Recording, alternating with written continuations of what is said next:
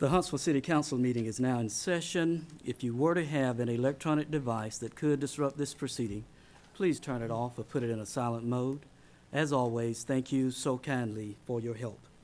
Also, will you stand if you choose for the invocation led by the pastor Bruce Martin, and remain standing for the Pledge of Allegiance led by Dr. Richard Showers Sr. for the last time. All right, let's pray.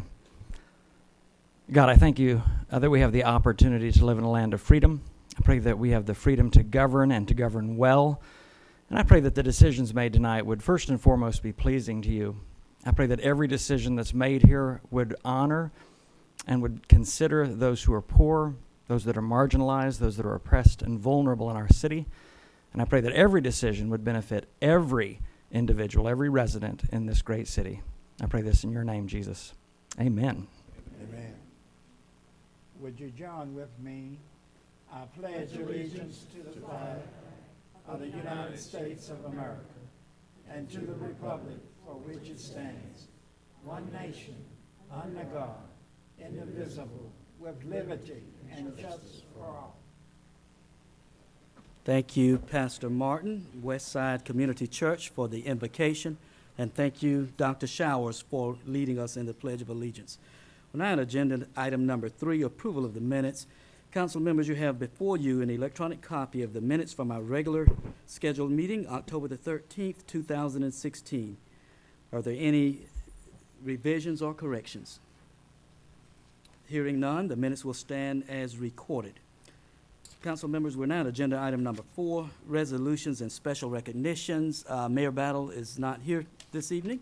In his stay is our city administrator, Mr. John Hamilton. Sir, you have the floor. Thank you, members of council. Mayor Battle, unfortunately, was out of town, not able to be here this evening, but does send his best wishes. I don't have any special announcements or any recognitions. Okay. So any presentation of Meritorious Service Medal? Okay, thank you, sir. Now, agenda item 4B, adoption. Council members, these are items for adoption and presentation. 4B1A is a resolution recognizing Dr. Richard Showers Sr. for his faithful service to District 1 and the citizens of Huntsville, Alabama for 28 years. Second. Motion by the chair, second by Councilman Clean. Discussion, ready for the question. All in favor indicate by saying aye. Aye. Opposed? The ayes have it. It carries. So, what I would like to do is to read this resolution into the record. If you all will just indulge me. You all know unequivocally that when Dr. Showers presents resolutions, he reads them in their entirety. In his honor, I ask your permission to read this resolution in its entirety. Whereas the City Council and the Mayor of the City of Huntsville, Alabama, wishes to respectfully acknowledge and honor Councilman Dr. Richard Showers Sr. In 1988, he was the first African American elected since the Reconstruction in 1907 to represent District 1 as a member of the Huntsville City Council. In 2005, he was elected to serve as president, and again in 2015, he was elected by his peers to serve as president pro tem, along with Councilman Will Culver as president, as the first African-American councilman to hold the primary leadership positions of the Huntsville City Council. He has served steadfastly the constituents of District 1, and indeed all citizens of the city of Huntsville and surrounding area for the betterment of 28 years. And whereas Dr. Richard Showers Sr. was born to the late Charlie and Mary E. Showers in Lillian, Alabama, and attended Baldwin County Training School in Daphne, Alabama. He relocated to Huntsville in 1964 as a student at Alabama A&M University, where he received his Bachelor's of Science degree in Agribusiness Education and a Master's of Science degree in Trade and Industrial Education. He furthered his studies at Auburn University and also worked as an educator at Auburn High School as an agribusiness teacher. And whereas a man of strong family values, Richard and his wife Betty Ann of Huntsville have 5 children: Richard Jr., Felicia, Janice, Gwen, and Wanda. And whereas Dr. Richard Showers is an outstanding educator and taught school for a total of 36 years. He held the position of elementary technology teacher, middle school earth science teacher, middle school industrial arts teacher, vocational educational teacher, adult educational teacher, and adult education coordinator. He received an honorary doctorate degree of humanities in 1998. And on July 1st, 2005, he officially retired from the Huntsville City School System as the basic career technical teacher at the Huntsville Center for Technology. After his many years of giving, teaching, and mentoring to youth groups and adults in North Alabama, he chose to retire from the Huntsville City School System, where he leaves an indelible imprint on many of the lives he touched over the years. And whereas during his 52 years as a resident, he has served as a teacher and a mentor to many people in Huntsville area. Currently, he's a member of the National Education Association, the Alabama Education Association, life member of Alabama A&M University Alumni Association, Inc., life member of Kappa Alpha Psi Fraternity Incorporated, member of the Huntsville Alumni Chapter, Kappa Alpha Psi Fraternity Incorporated, and a life member of the National Association for the Advancement of Colored People, NAACP. He served on the Board of Trustees for Alabama A&M University and currently serves on the Board of Trustees at Selma University. Whereas Dr. Richard Showers Sr.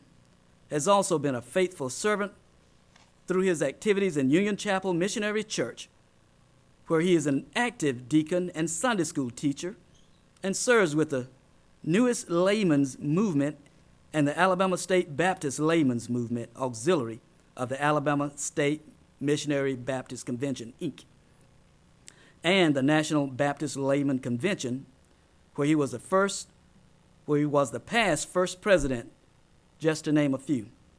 And whereas, while serving on the Huntsville City Council, Dr. Richard Showers Sr. initiated Huntsville's first smoking ordinance and has been a key element to the success of numerous economic initiatives, including the North Industrial Park and the Toyota plant.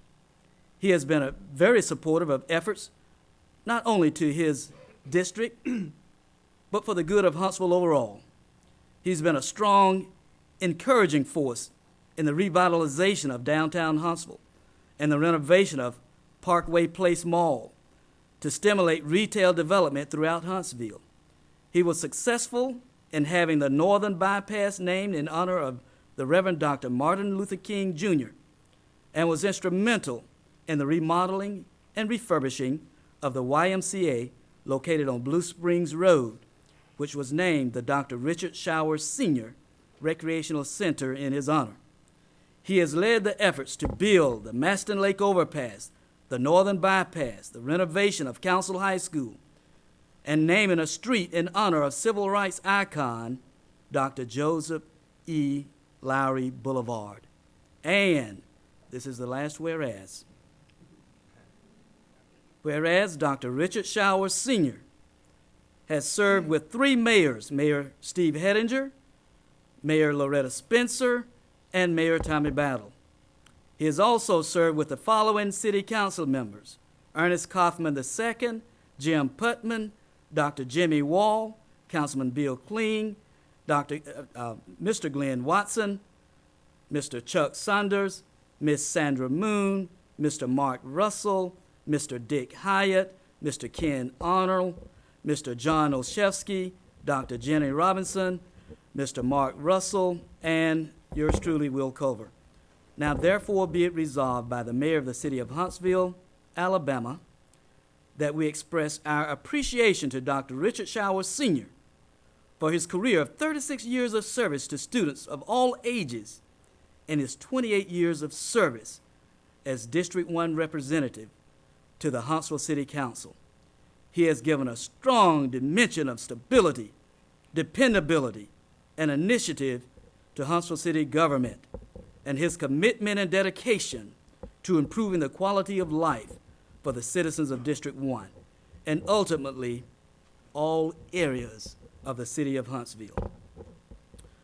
To our respective councilmen, noble benefactor, and beloved friend, we offer our good wishes and all success in every future endeavor. Adopted on this, the 27th day of May, in the year of our Lord, 2016. I'm going to ask my council members to join me in front of the dais, and the representative from the mayor's office, Mr. John Hamilton, as we present this resolution to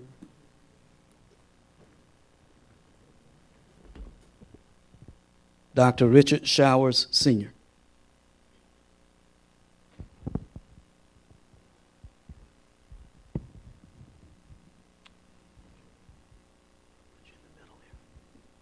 Council President, my wife and two of my daughters are here. I want them to come up and accompany me. Absolutely. You all have heard, so now obey.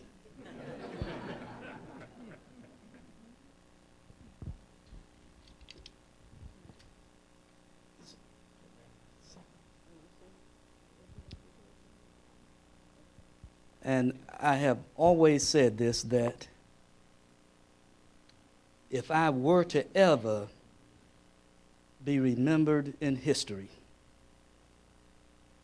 it would be because I was blessed to serve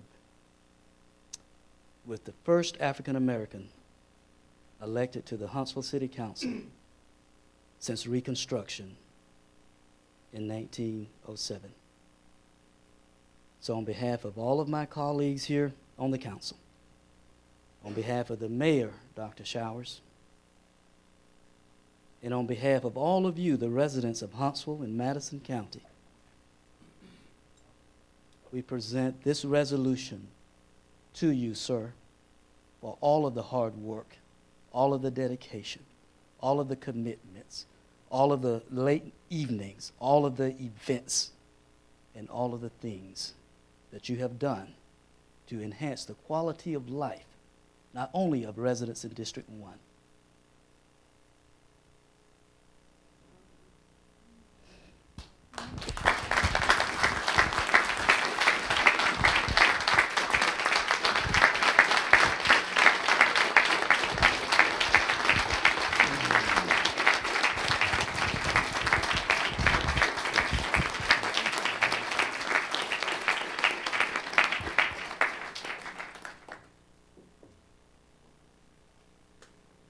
Mr. Council President, our fellow council members, to all of you, I say thank you. Thank you. Thank you. And while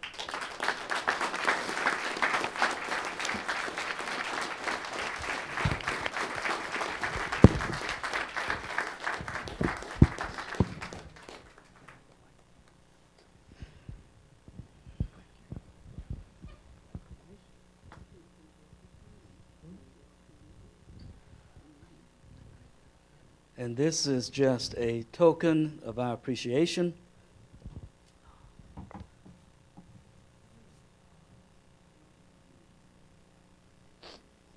I knew these hankies were good for something. I want to read this, if I may. The City of Huntsville present to Councilman Dr. Richard Showers, Sr., first African American elected to the Huntsville City Council since the Reconstruction, an icon in the Huntsville community,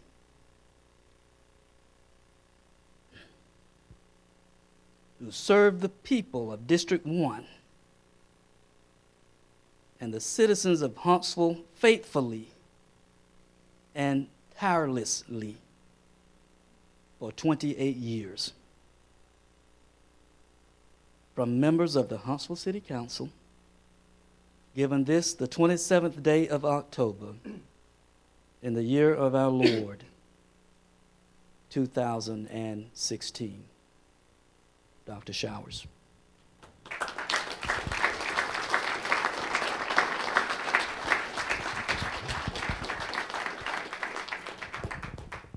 I would be remiss.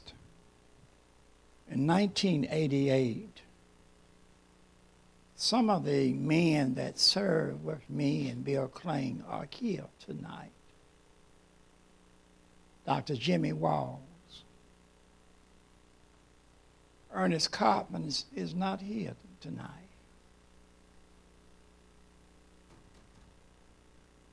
Bill Kling. And I came in 1988, and Jim Putnam. We were the new servants on the block. I want to say thank you to Dr. Jimmy Walls. And I want everybody to know that I made contact with Ernest Kaufman, and of course his schedule would not permit him. I need to say this. Jimmy Walls said to me, Councilman, you're going to win some, you're going to lose some. Go on to the next item. And that has worked for 28 years. Dr. Walls, I want to say thank you for you being here. I said earlier there's another man that's here tonight. Name is Willie Herford. I don't know if he's still present or not. Still here. He was the man that led me. I would come to the council meeting with no knowledge of being on the council, just that, my mom and daddy was activists at home, and I wanted to know what was going on. I found him here by himself. Every Thursday night, he spoke for his people in public housing. And I found out where he lived. And I visited him. And he said to me, Showers, you too. Mr. Herford, thank you. Well, Thank you for planting the seed. I want to thank you too. Thank you so much. Thank you so much.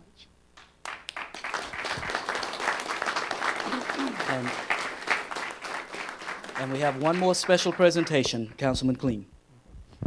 Thank you, Mr. President. As Councilman Showers mentioned, he and I were both members of the George Grayson class of '88, as we call it.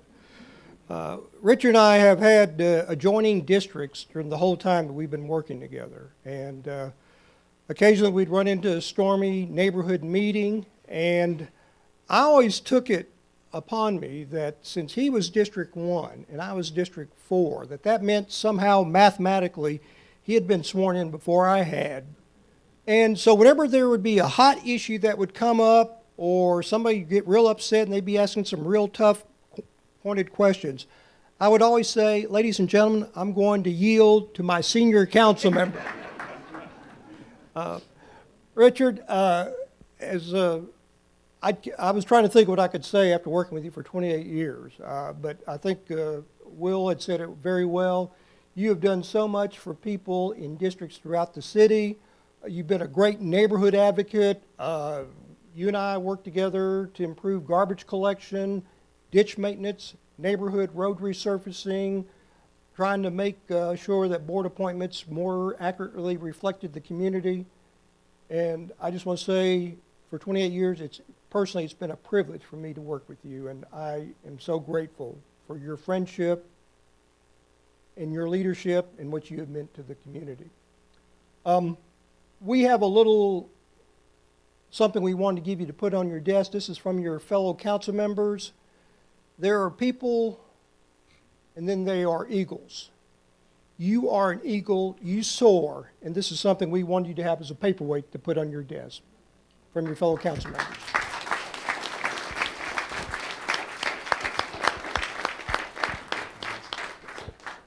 Okay, thank you all, and you may be seated. Thank you so kindly.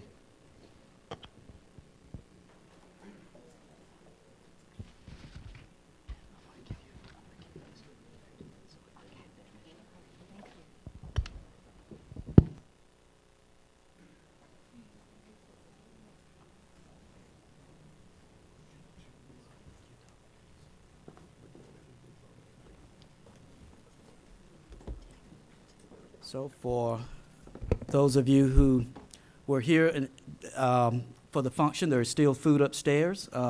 So feel free to leave at this time if you want to go back upstairs, or if you, well, before we do that, hold on. Before you do that, one other thing that we need to do, because what I'm about to do next is, but not for this person. I wouldn't be here. Dr. Showers wouldn't be here. So let's move to agenda item 4B1. This is a resolution recognizing Dr. George Grayson for his political contributions and his efforts to successfully establish a single-member voting district in Huntsville and Madison County. Brought by Dr. Showers. The chair moves for approval. Second. Second by Dr. Showers. Discussion. Ready for the question. All in favor indicate by saying aye. Aye. Opposed? The ayes have it. It carries. Dr. Showers. Thank you, Mr. President. I'm delighted to read this resolution. Whereas the City Council and the Mayor of the City of Huntsville, Alabama, are apprised that Dr. George Grayson will be recognized for his significant political contributions and his effort in establishing a single-member voting district in Huntsville and Madison County. Whereas Dr. George Grayson received the Bachelor of Science and Master of Science degree in biology education from Alabama A&M University, and the philosophy degree in cytogenetics from Vanderbilt University. Whereas in 1983, Dr. Grayson became the first African American elected to the Alabama House of Representatives from Huntsville, Alabama, and was further distinguished by becoming the first freshman legislator to be appointed chairman of the powerful House Education Committee. And whereas Dr. Grayson sponsored legislation which provided railroad service to South Huntsville's industries, annexed rock quarries in North Madison County into the city of Huntsville to provide safety regulations for the citizens of Huntsville, and along with Representative Bob Albright, broke the stalemate on I-565 construction by bringing mutual understanding to the office of the governor and the attorney general.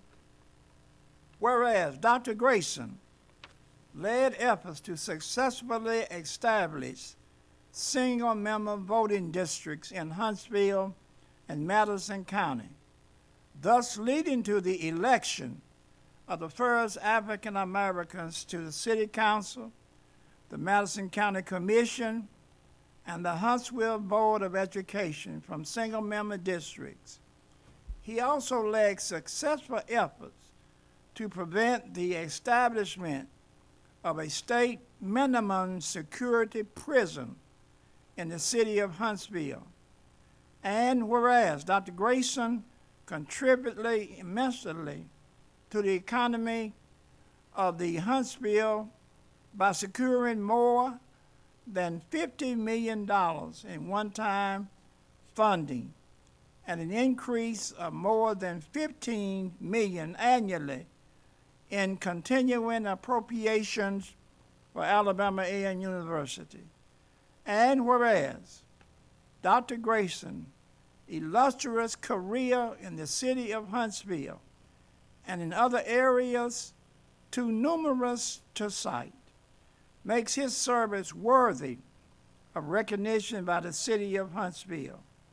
Now, therefore, be it resolved that the City Council and the Mayor of the City of Huntsville, Alabama, do hereby acknowledge Dr. George Grayson for his many accomplishments that have enhanced the lives of those in the City of Huntsville and surrounding areas, and extend best wishes for success in all future endeavors. This document is signed by the mayor,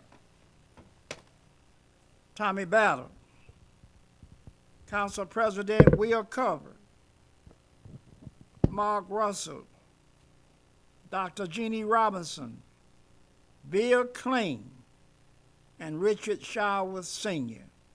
Dr. Grayson, will you come?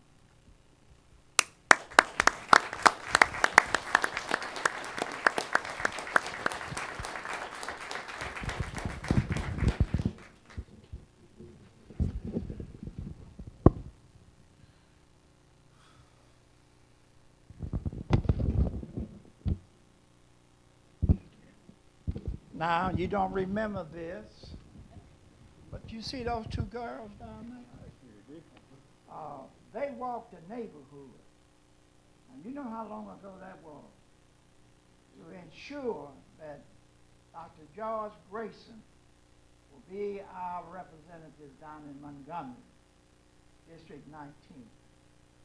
I am delighted to say to this public, I would not be here tonight had it not been for this giant, for this icon of a man who I remember,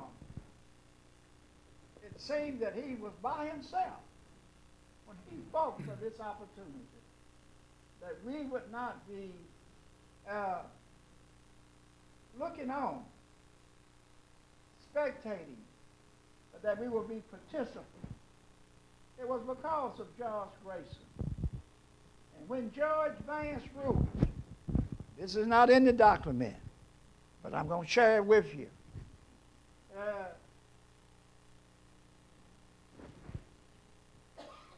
Mark, Dr. Robinson, Bill, Council President Will Culver. The judge said that if it was left up to him, that Huntsville would have 7 or 9 districts. But he approved 5 districts, and we still have 5 districts today. But because of George Grayson, we are serving Jim Putnam, Bill Kling, and myself would have never got elected to the council in this city without this man. Congratulations and best wishes, George. We thank you for all that you've done and what you're still doing for citizens of Huntsville and Madison County.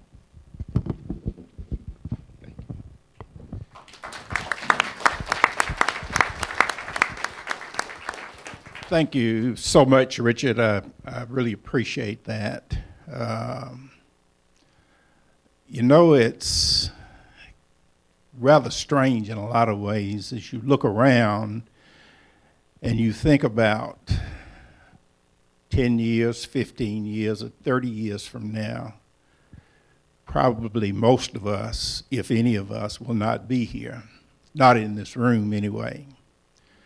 And I think it says to us that the issues that we think are so important, that we fight so hard for, that maybe we need to stop and reevaluate and see if we can't all come together, because it appears that whether we are looking at a national scene or whether we are looking locally, that we are being pulled apart. and this is without regard to race. Somehow or another, we're going to have to learn to love each other. And that's more important than all of the money that we can make. It's more important than all of the power that we can amass. It's more important than who's the mayor or who's the councilor, who's the governor. Because as Martin Luther King say, if we don't learn how to live together, then we will die as fools together. So, looking back on this, Councilman Showers, and you are my councilman, I appreciate that, and we passed the baton, but I think that there is a need for someone to take this and run with it, young people.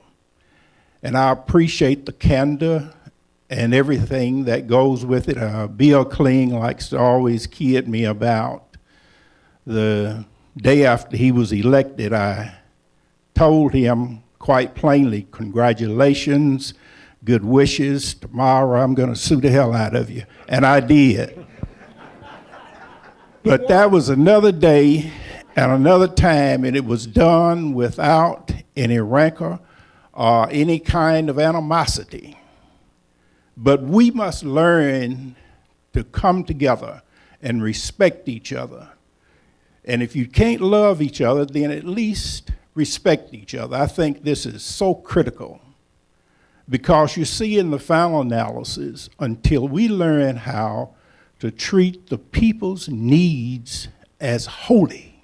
Now, if you don't know what holy is, I'll be happy to talk with you. But until we learn that, then we will always waste resources maintaining dual systems or triple systems or whatever you want to call it.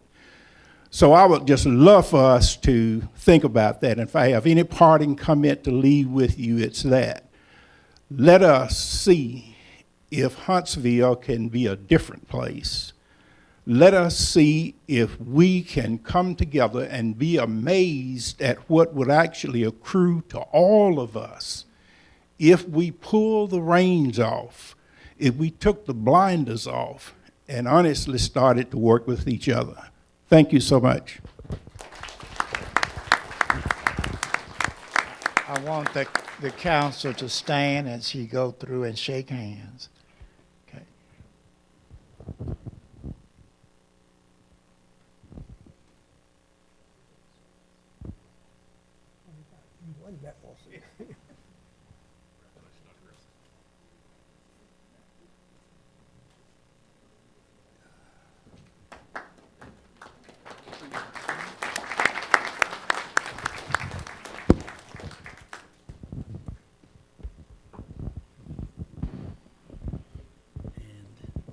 Thank you, Dr. Showers, and again, congratulations to Dr. George Grayson. And Doc, there are some men here sitting in what appears to be red and white. If you want to comment on them just very briefly, sir. Well, I do. Hit your mic. Thank you. Thank you. The men that you see out in the audience, men that are part of one of the greatest fraternities there is. Men of Kappa Alpha Psi fraternity, Huntsville alumni. I'm going to ask each one of them to stand. Some don't have their red jackets, but if you're a Kappa, still stand.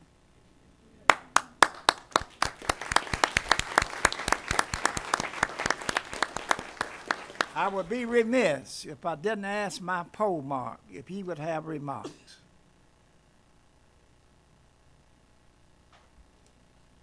To Brother Showers, to John Hamilton, City Administrator, to all councilmen, to all senior leaders here in the city of Huntsville, on behalf of the Brothers of Kappa Alpha Psi Fraternity Incorporated Huntsville Alumni Chapter, we want to say that we respect Brother Showers. We love Brother Showers. We are here to represent him, and we like to just personally thank him for everything he's done for District 1, for the city of Huntsville and also for Madison County. For 28 years, he served this district. He served the citizens of Huntsville, and that is a long time to serve. Brother Showers, thank you for your service. On behalf of the entire chapter of Huntsville Alumni Chapter and the Brothers of Kappa Alpha Psi, thank you for your service. Continue to dream and continue to achieve.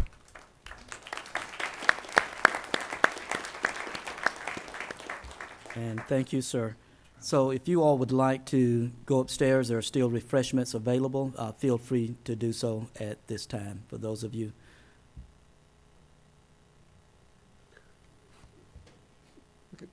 Look at the city attorney, he wants to go.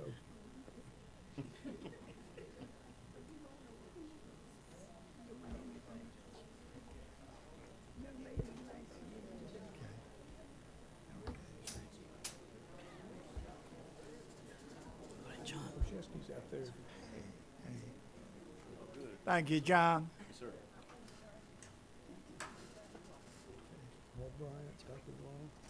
I saw Hall Bryant earlier.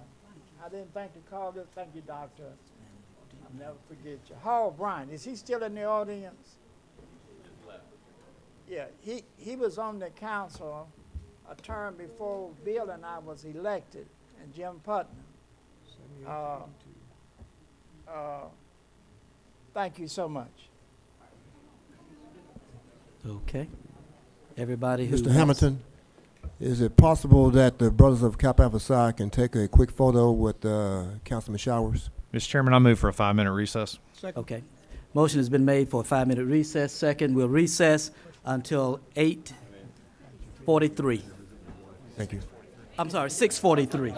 6:43. City Council meeting is back in session.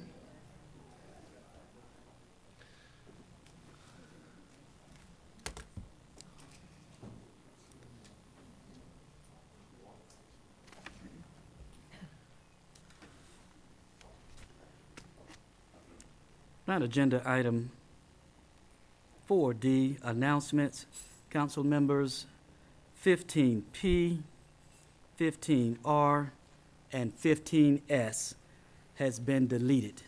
15P, 15R, and 15S has been deleted. Also, we're having our council meetings for November, the 1st and 3rd Thursday of the month. So November the 3rd will be our next council meeting, which will be next Thursday, and November the 17th will be our second council meeting for the month of November. So please respond accordingly. And Mr. Chairman, are we still doing reorganization on November 7th at 5 Yes, 5 sir. o'clock? Reorganization, thank you, Mr. Russell. We're having our reorganizational meeting after the swearing in. The swearing in is at 2 o'clock. We're going to do our reorganization. I believe we said at 5. Is that right, Dr. Robinson? So we're going to do our reorganization of the council on that same day at 5 o'clock here in this chamber. And we will send out subsequent communications regarding that. Thank you for that. Now, agenda item number 5. There isn't any business with outside legal representation. We're now at agenda item number 6, public hearings. Now is the time and place for the following public hearings. 6A1 is a public hearing on ordinance number 16-648, amending Article 27, Village Business C6 District, Section 27.2, density controls by amending subsection 27.2, subsection 2, to update language concerning rear yard requirements. This was set September the 8th, 2016 at a regular council meeting. Discussion, Ms. Nichols. Ashley Nichols, Planning Division. This zoning ordinance update is concerning current rear yard language within our newly created Village Business C6 District. This is Article 27, and this particular article was created in 2014. The current rear yard language addresses rear yard setbacks, and it also includes some language if there is a rear yard setback across a street, but it does not address an alley. And planning staff wanted to propose to add language regarding alleys as well as streets to this particular clause. Thank you, Ms. Nichols. Anyone from the public wishes to address the council on this particular matter? State your name and address for the record, please. Ralph Timberlake, 2117 Atkins Drive, Huntsville, Alabama, 35810. Thank you, sir. I rise for the purpose of trying to find out what is the purpose, first of all, for amending this particular ordinance. Secondly, what do we hope to gain by it, and why do we need a alley? I think it would be more befitting if, for somehow, we had a bigger backyard footage so that we could cut down on the number of residents that could be put into a certain subdivision of such. If this is not what the objective is, could the council please ascertain for me what the real objective for this change is? Thank you. Thank you, Mr. Timberlake. And state your name and address for the record. Thank you, Ms. Reed. Jackie Reed, 303 Coleman Drive. Is this for the whole, all of the city, all over the city that we're changing the rear, we're making this amendment? Because when I go to the Zoning and Variance Board, people are trying to squeeze in swimming pools and try to squeeze in everything. So this is going to give them the authority to do what they want to. And they're going to take all the utility easements too, pretty much. Nobody ever describes what easements is to me in this city. Someday I'd like for somebody to hold a meeting on easements. But when you're going to give the backyards away, I go along with the person that just spoke. Why are you doing that and taking the yards away? Y'all believe in greenways and green this and green that. Why would you do this, and who's wanting this is what I want to know. Thank you. Thank you, Ms. Reed. So, Ms. Nichols, Mr. Timberlake's question, if you'd like to address that, the objective of this, amending this particular ordinance, and is this, as it relates to Ms. Reed, going to be all over the city? And why would we do this, and for what reason, how come, and all of that? I'll try to answer both questions in hopefully one synopsis. This is not for all over the city. This is only pertaining to the Article 27 Village Business C6 District. Currently, we have no districts that are zoned Village Business C6, but we have had a lot of property owners that are interested in potentially using this district in the future. Currently, the rear yard requirements are none unless they abut a residential district, and it only pertains to a street with this particular exception and not alleys. We do have alleyways in other areas within the city, and so we did not want there to be any misconception that alleys are excluded from this particular rear yard language and only streets. So planning staff would like to propose to add alley as well as street so that there is no misconception between either. The rear yard setback would still apply if this particular district abuts a residential district. Mr. President, Thank you, if I Ms. could add, Nichols. so Yes, sir. the council may recall that it's probably about a year or so ago, maybe a little bit longer, that you've created C6 as an option for property owners in our city. And as Ms. Nichols stated, we do not have any that have adopted that yet, but we do expect that there will be some. You'll recall that C6 is a district that specifically allows for mixed uses within a neighborhood scale. And we know that there are a number of places throughout some of our existing neighborhoods where its use might be appropriate in the Planning Commission, and then ultimately you, in terms of rezoning, would consider that.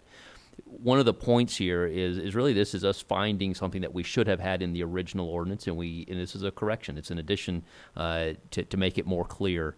The type of mixed-use development that you would see at this scale will likely have alleyways in it to provide rear access into those properties, because it is a fairly high-density type development.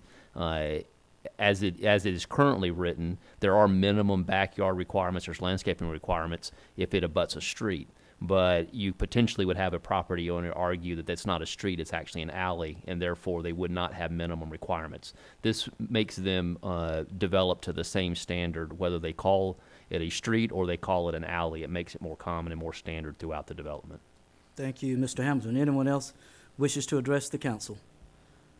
Mr. Timberlake? Mr. President, I'd like to address the fact that in the interest of safety, based on the information that Mr. Hamilton had provided to us, that we need to be concerned about the safety. How can these fire trucks, the safety of our first responders, they need to have a way to have a rear way of approaching these buildings so that they can, in a safe manner. Therefore, we need some type of alleyway or some way between these various properties so that they can have a safe entrance into there and can more speedily deal with fires and other hazards that may manifest themselves in the rear of these properties. Thank you very much. I hope you will take that into consideration. Mr. President, if I Okay, we'll take Ms. Reed, and we'll see if anybody else wishes to address the council on this particular matter, and then we'll have you to respond, Mr. Hamilton. Thank you, sir. Well, obviously, two of us are not happy. Anyway, I want to say that today we've got a zoning and a variance board. Anybody that wants to take the backyard have to notify the people around them. Even the businesses need to do that. We've got two sets of rules, one for the rich and one for the poor in this city.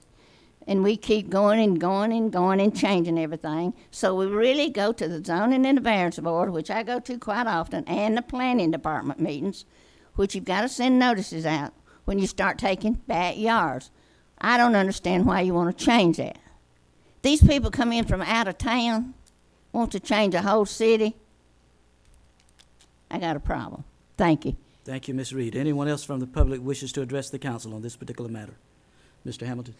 So first, I'll take the last comments first, and then go to Mr. Timberlake. I would just say simply, Ms. Reed is mistaken. That is not at all what the topic of discussion here is. I take her comments out of context of this conversation. This has nothing to do with taking people's backyards. In fact, what it does is set minimum standards for backyards if they abut an alleyway and make it common to a street. And so there's really no way to really address what she's saying. That none of what she said is in context with this particular topic. As to Mr. Timberlake's comments, he is absolutely correct. Ensuring that developments are accessible by our public safety personnel, particularly fire, given the size of equipment and the nature of how they have to respond to emergencies, and that's why that's an important component of the review prior to a subdivision coming into the subdivision committee and then ultimately to the planning commission. We would not allow a developer to develop a piece of property that was inaccessible to the fire trucks. And in fact, in those neighborhoods where there's both a street frontage and an alleyway in the rear, it oftentimes makes that access even better for our firefighters, depending on the circumstances. So the access for public safety is extremely important, and that's why it's checked so rigorously before it ever comes before you for a rezoning or before the planning commission for approval of a development. Thank you, Mr. Hamilton. Public hearing is now closed. Is there a motion? So moved. Second. Motion by Mr. Clean, second by Dr. Robinson. Ready for the question? All in favor indicate by saying aye. Aye. Opposed? The ayes have it. It carries. Thank you, Ms. Nichols. 6A2 is a public hearing on a resolution for suspension of licensure for a certain taxpayer. This was set October the 13th, 2016 at a regular council meeting. Ms. Sargent. Yes, item 6A2 is a standard process for failure to pay taxpayers within the city of Huntsville. Thank you, Ms. Sargent. Anyone from the public wishes to address the council on this particular matter? Ralph Timberlake, 2117 Atkins Drive, Huntsville, Alabama. Thank you, sir. I don't know if it's because of all of the ordinance I had to hear in the Republic of Southeast Asia, better known as Vietnam. I could not understand what was being said. Could you have that read again so that I can understand? Absolutely, sir. Then I want to make a comment. Okay. And if you want to go ahead, Mr. Timberlake, with your comment, or you want to hear what's being said first? Yes, sir. Okay. Since I was sitting on your tutelage, I would like to make an intelligent and informed comment, Mr. President. Thank you, Mr. Timberlake. Ms. Sargent, would you repeat that, please? Yes, this is a standard process for filing for failure to pay. Thank you. Mr. Timberlake? Ralph Timberlake, 2117 Atkins Drive, Huntsville, Alabama. I rise in opposition to this because I think it is the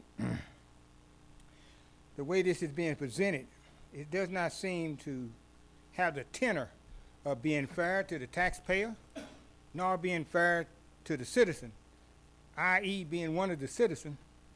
I'm concerned that there is no information that can be made a decision upon.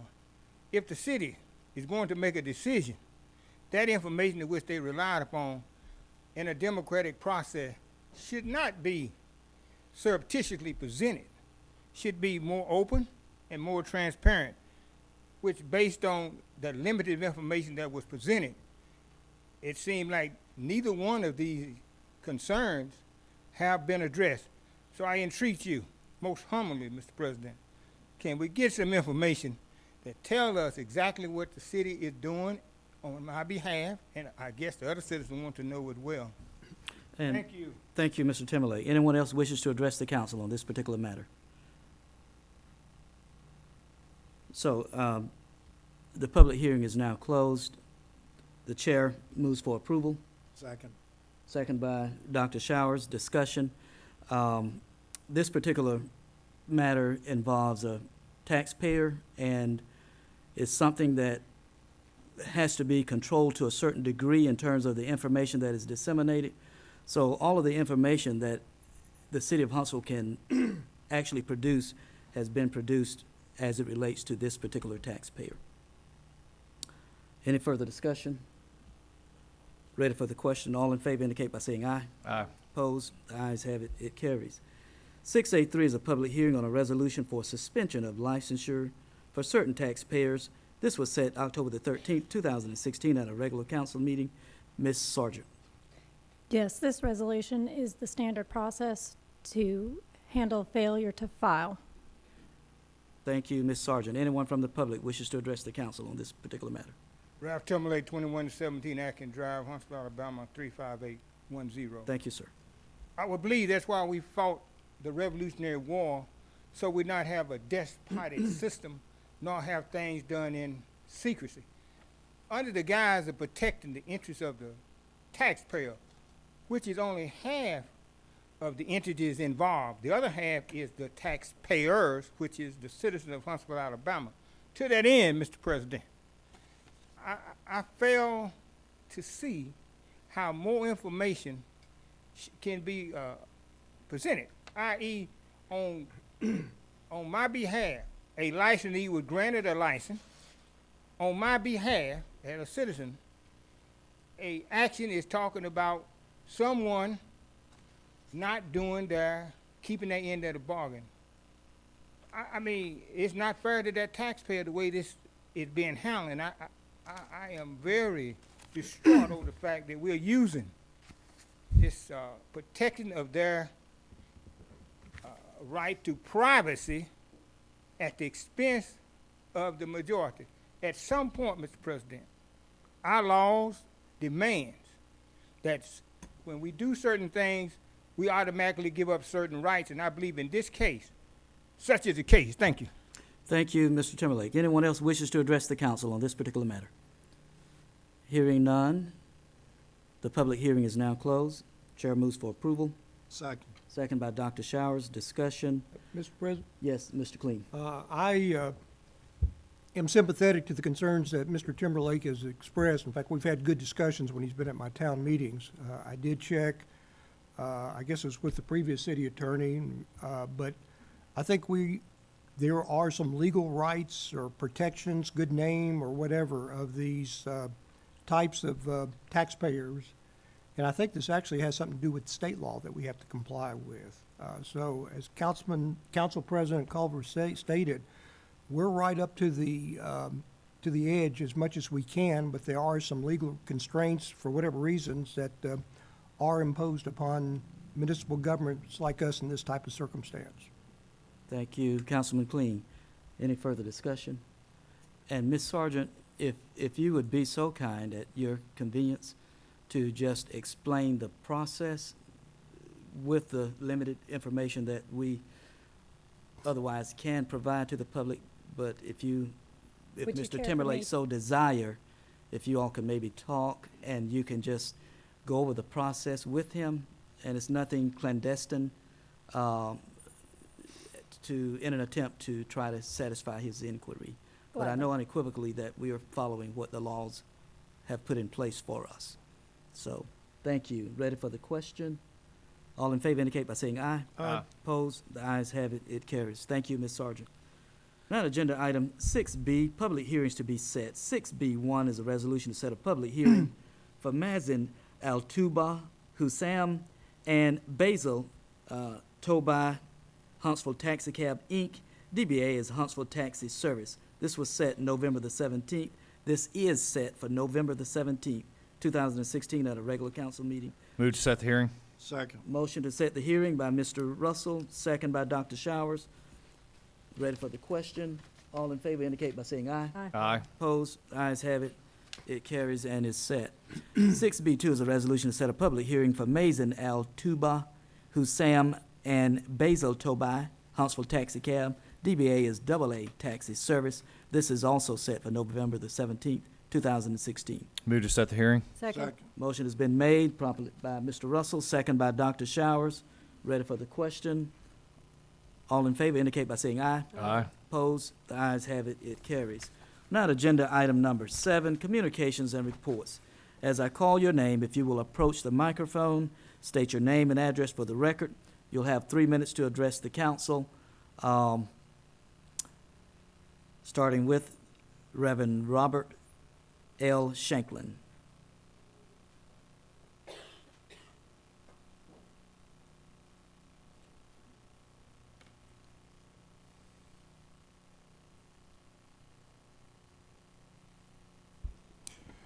Reverend R.L. Shanklin. I live at 3708 Battlefield Drive, Huntsville, Alabama, 35810.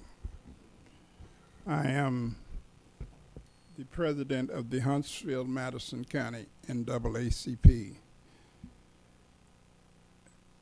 In my 47 years of civil rights work, I have never been treated as I was treated by an officer of this city.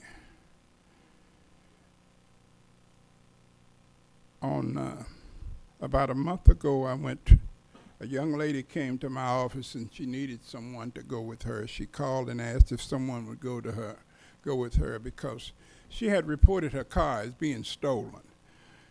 I went with her, and she told me she wanted me to go with her. She gave me the address, and the address, she said, was the police department. I said, not so. There's no police department on Jefferson Street. So when we approached the building, she called, and an officer came down. A gentleman came down, and I didn't know he was an officer. He came down, and then I noticed that he had a badge on his side. He didn't seem to be in a very good mood. And as we went, he said, get on the elevator. We got on the elevator, and he didn't speak after I spoke to him. He never spoke. So we went on, and we went in his office. And after we got in his office, the young lady informed him that her car had been stolen, and all she did was come down to get a report on her car, to get her car. She said, someone else is coming in that dropped us off. He seemed angered by that, and he told us, he said, okay, I'll go get her. Don't leave this office. There are other informants in this office. Said to myself, I didn't know I was an informant.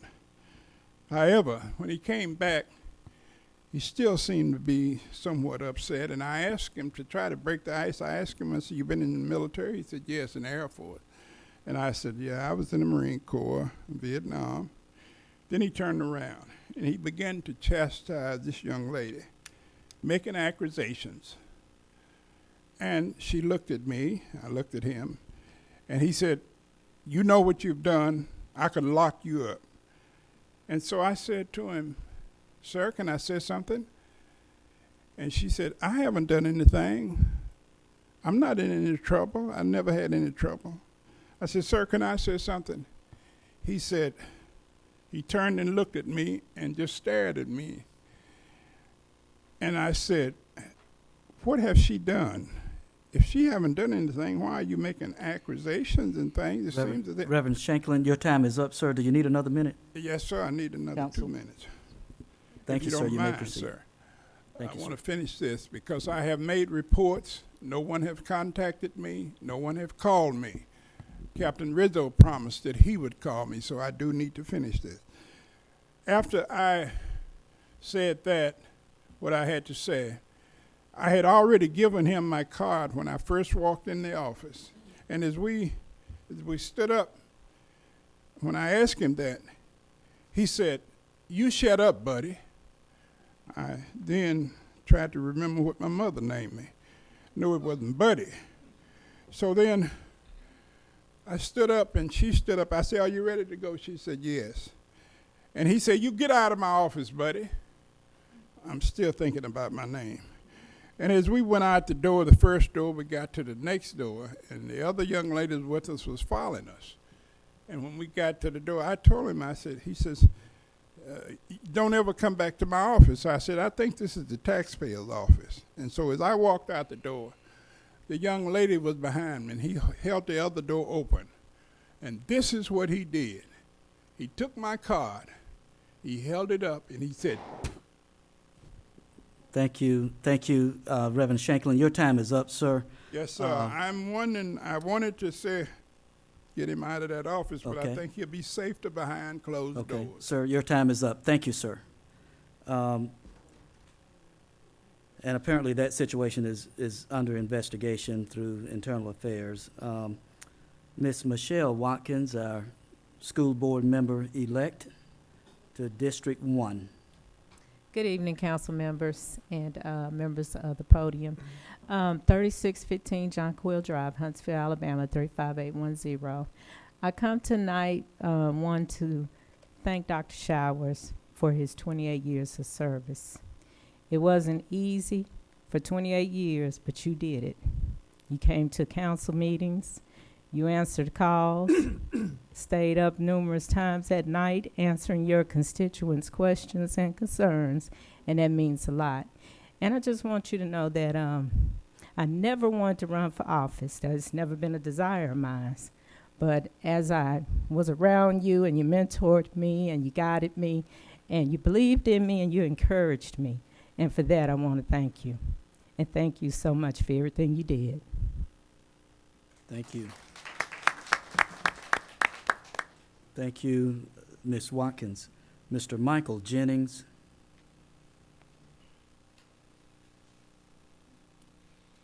Mike Jennings, 3815 Millbrae Drive. I really wanted to just say thank you to Dr. Showers for all that he's done. But what Reverend Shanklin just said, it bothers me. If that bothers me, and for us to just move right on and like it ain't nothing, that's not good. Okay, somebody need to do something about that and investigate it and look into it and make sure it don't ever happen again. It's more than just, after your minute's up, say, okay, you're up, and move to the next person. That's just not good. I know this is a night to congratulate Dr. Showers, but that just ruined my night to hear something like that. That would be done and talked to in that way. And for a person to be a police officer that would treat a citizen that way does not deserve to be on our police force. And thank you, Mr. Jennings. And just for the record, I'm aware that this is presently being investigated. And with that being said, it would be improper for us to try to speak to that with an investigation pending. And please feel free to come back if you're not satisfied with the investigation from the police department, Reverend Shanklin. Please feel free to come back to this body, sir, at your discretion. But we do need to let it run its course first, because it would be improper for any of us to intervene until such time the investigation has been concluded. And I'll be waiting to hear back from you, sir. Thank you, Mr. Jennings. Benzella Young Ms. Young. Vazinia, I'm sorry, Ms. Young. Thank you, ma'am. Thank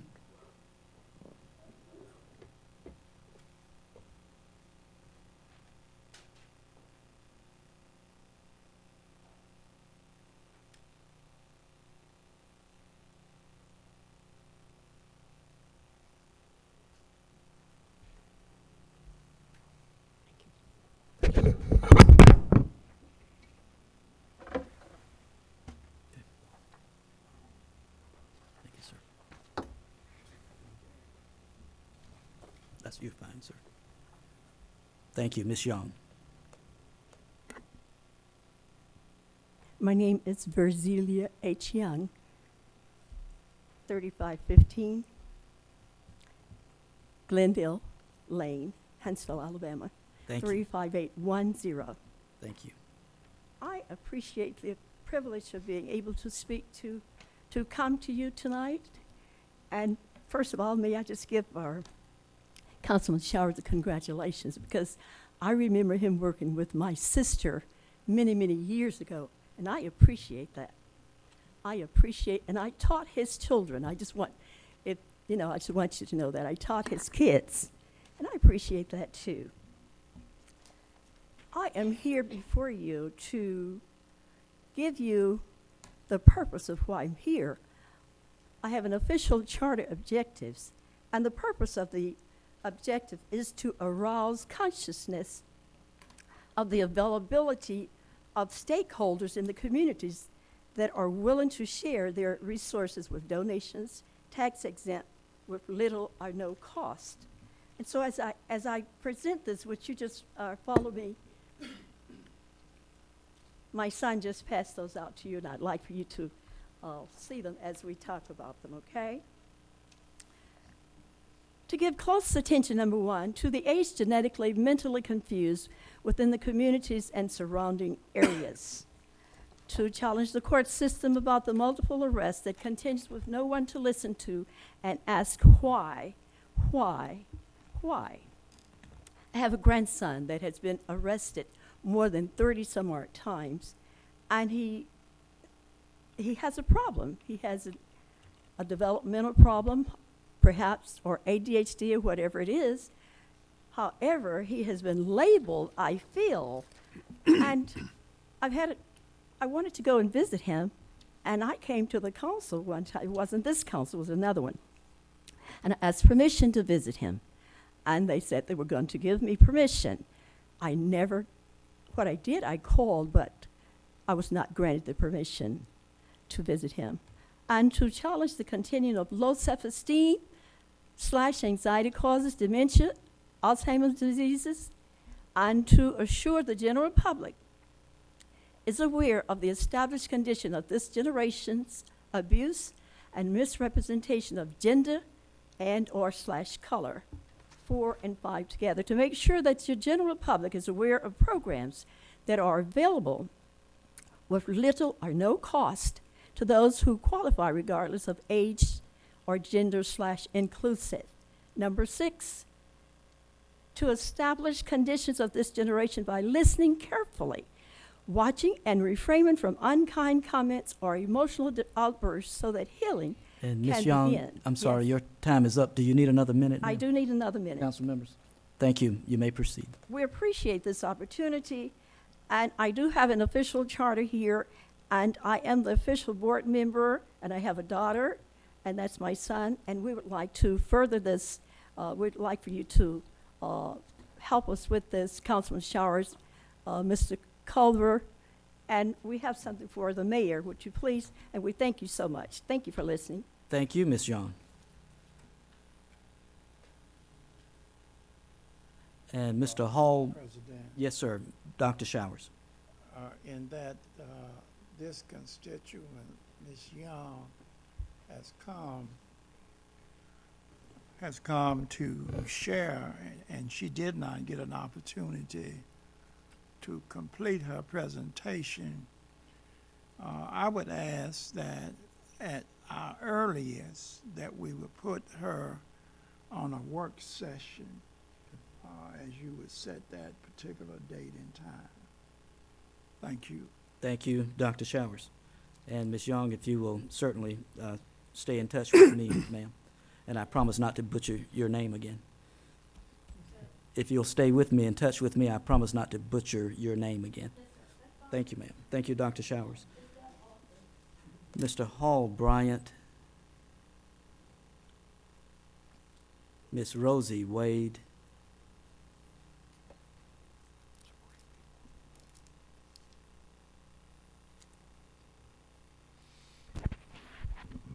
Good evening.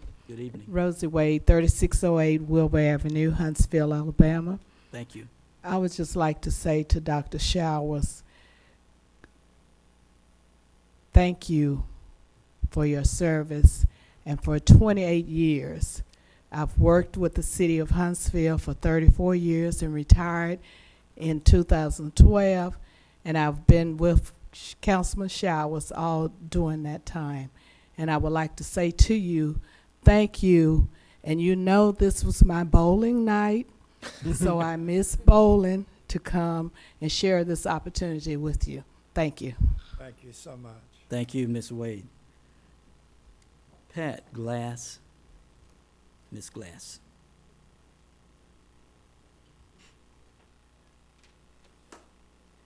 Pat Glass, 7208 Chadwell Road, Huntsville 35802. Thank you. My comment is regarding a state issue. Is that okay? Yes, ma'am. You can address us on anything you choose, ma'am. Thank you. Many Alabama citizens are confused by the proceedings that are taking place in the case of the removal of our Chief Justice of the Alabama Supreme Court, Roy Moore. I understand he has been suspended for the duration of his term, which ends in 2019. From an onlooker standpoint, I wonder how the Supreme Court will function for the next 2 years without a full complement of justices. And how will it affect decisions being made during those 2 years?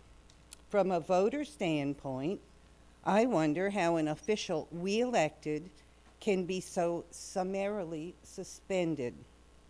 I understand that Chief Justice Moore has not disobeyed any order from the Supreme Court of the United States, and neither has he ordered other judges to do so. He upheld Alabama law, which is what we elected him to do. I have written to each of my own representatives, 6 in all, asking each one to do all in their power to have the charges against Judge Moore dismissed. I also understand that our own taxpayer money will be used by those prosecuting to hire a former legal director of the Southern Poverty Law Center to prosecute, which means in effect that our money is being used to remove our own elected official. And if that's not strange, I don't know what is. A Huntsville journalist asks the question, is this right or spite? It is indeed baffling to a common citizen such as myself to understand how these curious circumstances are allowed to continue.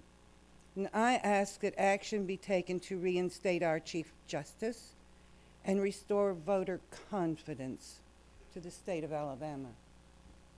Thank you, Ms. Glass. Ms. Jackie Reed.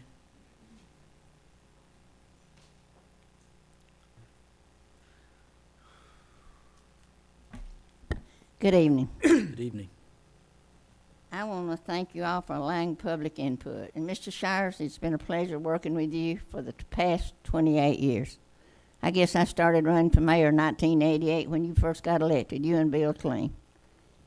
I've been here watching you and been right with you, and you've done a great job. I'm not sure you don't need to stay with the new elected official and sit in some meetings with him.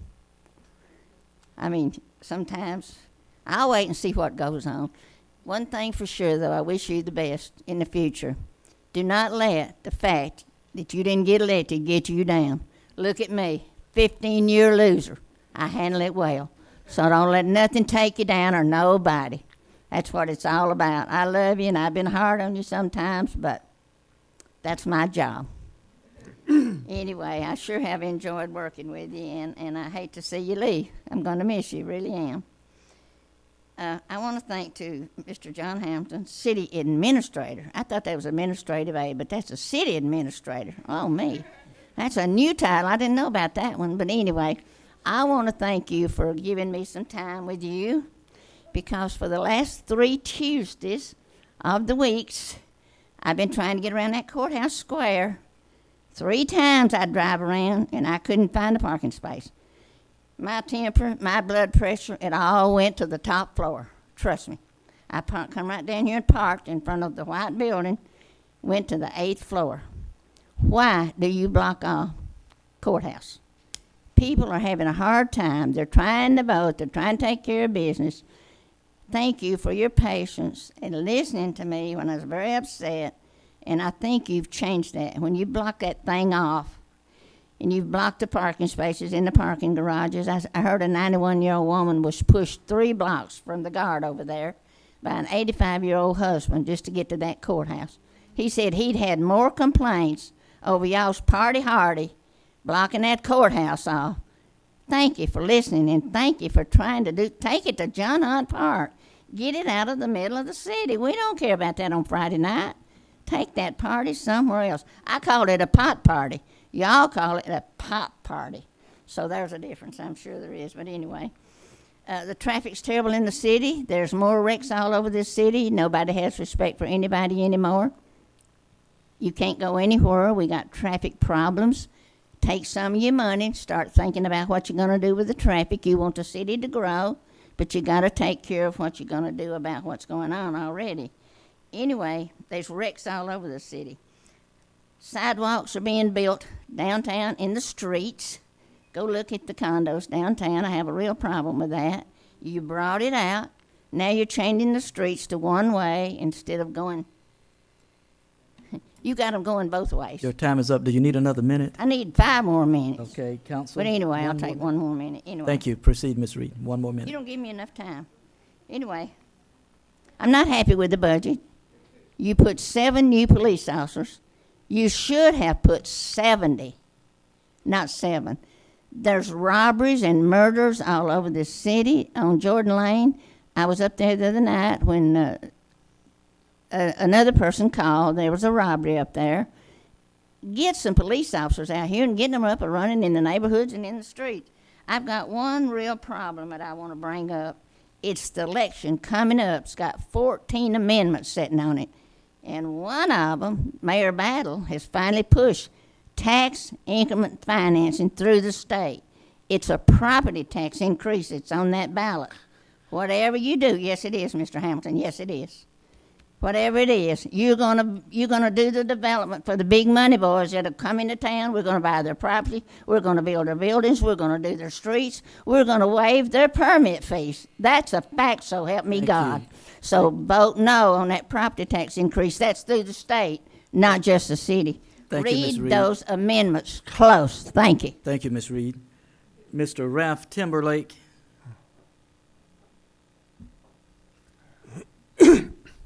Ralph Timberlake, 2117 Atkins Drive, Huntsville, Alabama, 35810. Thank you. I rise, in essence, to talk about the sunset laws and the sunshine laws.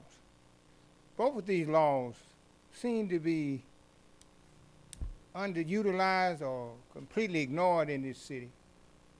I go to these various meetings.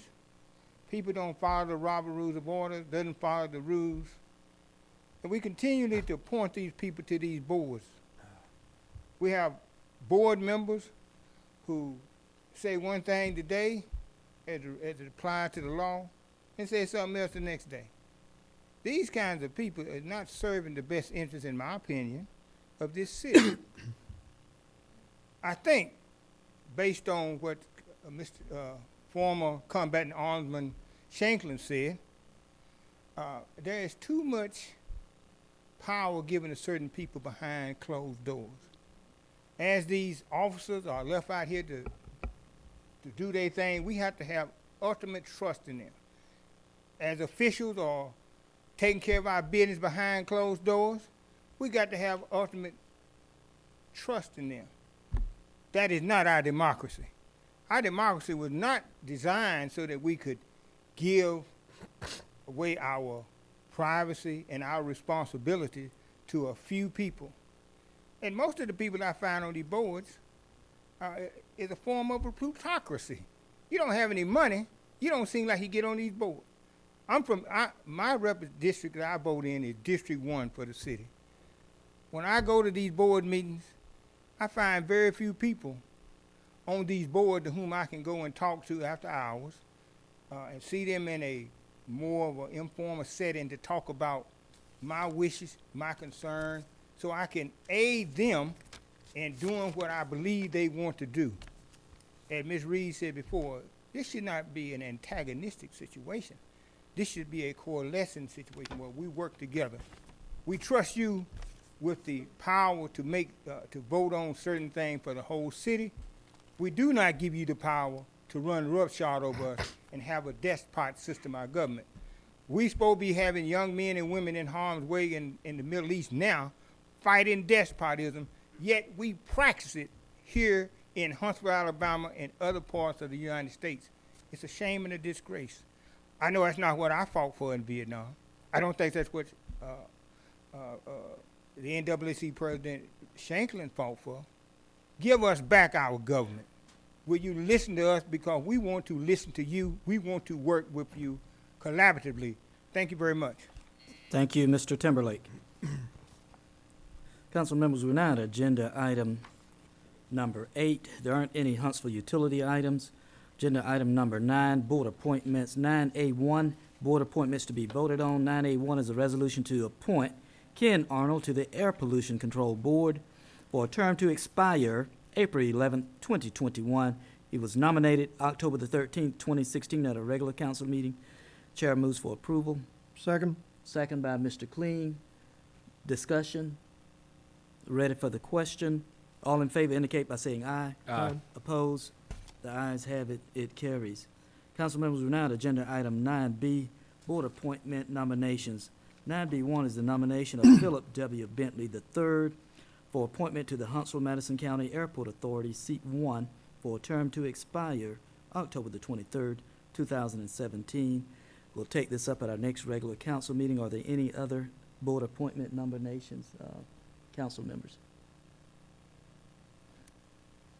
Hearing none, we're now at agenda item number 10, approval of expenditures. 10A1 is a resolution authorizing expenditures for payment. Dr. Showers? Mr. President, I'm delighted to offer for payment $28,895,890.95 for payment. Second. Okay, the motion has been made and second for $28 million. I'm hearing $895. No, $895,000. $895,000 and $890. $890. 95 cents. 95 cents. Motion has been made, properly second. Discussion. Ready for the question. All in favor indicate by saying aye. Aye. Opposed? The ayes have it. It carries. All right, communications from the mayor. On behalf of the mayor, Mr. Hamilton, do you have any comments, sir? Okay, thank you, sir. Now, agenda item number 12, communications from the council members. And council members, Dr. Showers has asked to go last, so Mr. Russell, if that's okay, sir, you can go ahead and start. Sure. Thank you, Mr. President. We hosted a great regional volleyball tournament here at the VBC last weekend. The Huntsville Sports Commission did an outstanding job. We had teams from all over North Alabama that participated, and I hope that you saw the high school students at the local restaurants. They were everywhere. I was honored to participate in the Wounded Warrior softball game with Mr. Hamilton and members of the Huntsville Police Department, the Huntsville Fire Department. The Wounded Warrior softball team, they were made up of a group of excellent human beings. They were wonderful, and definitely I was the worst player on the field that day. They can really play, and it was just fun to be with them, and it was fun to honor them. This morning I was able to read at Blossomwood Elementary in Miss Williams and Miss Hope's pre-K class. The pre-K program is interesting, and I think it's really going to help out our school system. I was able to read a book called The Bear Ate Your Sandwich, and really pleased with the way Blossomwood is adapting this year. I saw many of our agencies there working at the school. The Boys and Girls Club was well represented. The principal was doing a great job, and I was very impressed with my visit there. I just want to remind everybody that the University of Alabama is going to play Arkansas State here at the VBC on Wednesday, December 21st. It's a big game for us to host the University of Alabama's basketball team and Coach Avery Johnson, and you can buy your tickets at the Von Braun Center box office. Thank you, Mr. President. Thank you, Mr. Russell. Dr. Jenny Robinson? We hosted this past weekend a cleanup at Ditto Landing. It was a partnership between Ditto, the city's green team, and the YMCA. And the theme was, the YMCA's theme is Togetherhood, and it was a great example of Togetherhood. Over 120 volunteers and workers from the landscape department came together. They collected 75 bags of trash, filled 8 pickup trucks with tree limbs and debris, and tore down the nasty, rusted out tennis court, pressure washed picnic tables, and striped the parking lot. It was an incredibly productive Saturday, and Ditto is better for it. I'm fond of saying that Ditto is one of our city's hidden jewels, and this really made that little jewel sparkle. So it also prepared the way for a lot of the good things that are going to be happening with Ditto. I also hosted a town hall this Monday night, and many thanks to Chris McNeese from Public Works, Brian Walker from Landscaping, and Mark Calvert from Engineering, who came to talk about everybody's favorite subjects, roads, ditches, and garbage. And they answered all the questions that people brought to them, and just represented the city so well in their responsiveness and their willingness to serve. Thank you, gentlemen, for that. I also got to read for the record today at Weatherly Elementary School with Mrs. Wojtowski's second grade class. We read The Bear Ate Your Sandwich. And the idea was that everybody across the country read the same book, and then we got to count everybody in the class and turn it in to United Way, and they're going to add it all up and nationally see how many people were reading the same book today to all these kids. It was a really cool little book, and I was glad I'd be able to get a part of it. And then finally, let me say my own personal thank yous to Dr. Showers. I think my favorite memory of him in the very, very short time that I have been on the council with him, I don't have quite the memories that Councilman Kling or Councilman Russell have with him. They were with him for a long time. I got to spend 2 years, or a little less than that. And my memory is working with him on business association. We both tried to start business associations, the South Huntsville Business Association and North Huntsville Business Association, meeting in his office, trading ideas, talking about what was working, what wasn't working. And I think it was a great example of the kind of partnerships potentially that we can, that our community can enjoy in the future. I wish you the best, Richard. Thank you. Thank you, Dr. Robinson. Councilman Clayton. Thank you, Mr. President. Well, I guess I could kind of echo what I had previously said. Councilman Showers, you've been a gentleman, a class act, and it's been a pleasure. And, Mr. President, I believe there's a little bit of good news. I believe that we have a meeting Thursday of next week, and that Councilman Showers is still with us. That is correct. So we're going to be going into sudden death overtime with Councilman Showers Thursday of next week, and we're going to be looking forward to it. And I'm very glad that we changed the meeting dates for the month of November because of Thanksgiving. So look forward to seeing you next Thursday, sir. Next week also is Halloween. It's going to be on Monday night, and the West Police Precinct is going to be opened up, and they're going to be having a big Halloween party for children in the West Huntsville vicinity, and they're going to have a lot of goodies, candy, police officers, and a whole lot of fun, and it's going to be a great event. I'm sure a lot of folks will be coming down with their children. And also, we do want to remind everyone to please be very vigilant and careful Monday night, because little goblins will be out, and sometimes they do cross the street without looking both ways, so we want to make sure that everyone's very, very careful next Monday night, because it is going to get kind of dark. And I want to take my hat off to a citizen over in the Bailey Patton Estates, Mr. Tommy Whittefield. He lives over on Toftoy Drive, and he has kind of taken upon himself to go around the neighborhood, and he will clean up, pick up garbage, he will pick up tree limbs, and he will basically do what it takes to get things spruced up on those streets. And he does a great job. I've enjoyed talking to him and working with him.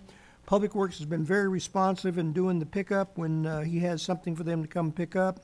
And been a lot of great things that he has done. And he's just one of so many thousands of citizens that we have in this community that take pride in their neighborhoods, and they're just great people to work with.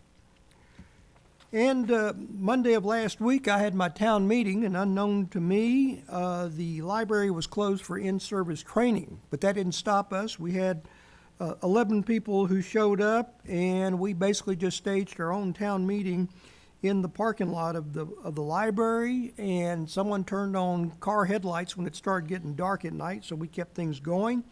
And a little spontaneous, but it was a very productive meeting. We even got Jim McGuffey, our zoning expert, on the telephone, and he was able to answer some of the questions that the residents of the Mayfair neighborhood have. I don't know if Jim is out there, but I just want to tell him he did a great job, and his being available to the neighborhood was very much appreciative, and please make sure that he is aware of that.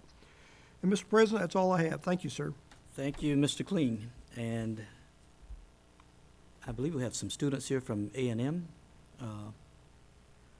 You guys have any comments or anything?